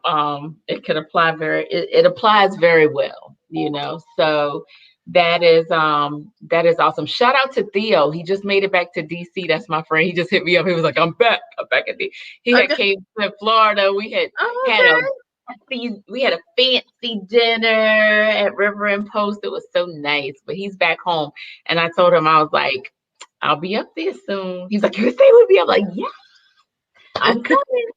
But y'all know I can't sit still. But yes. So we're happy to be on. We're happy to be back. We're happy to be talking with you guys. Again, thank y'all for all of the support. And we don't have a date yet for the next show, but we're not going to do every week. We're probably going to do every 2 weeks or try to do 2 shows a month. So we'll see how it goes. And and we'll be in touch with you guys. So keep rising, keep pushing. And one more thing before we hang up. I'll hang up. You hear me? I'm on the phone.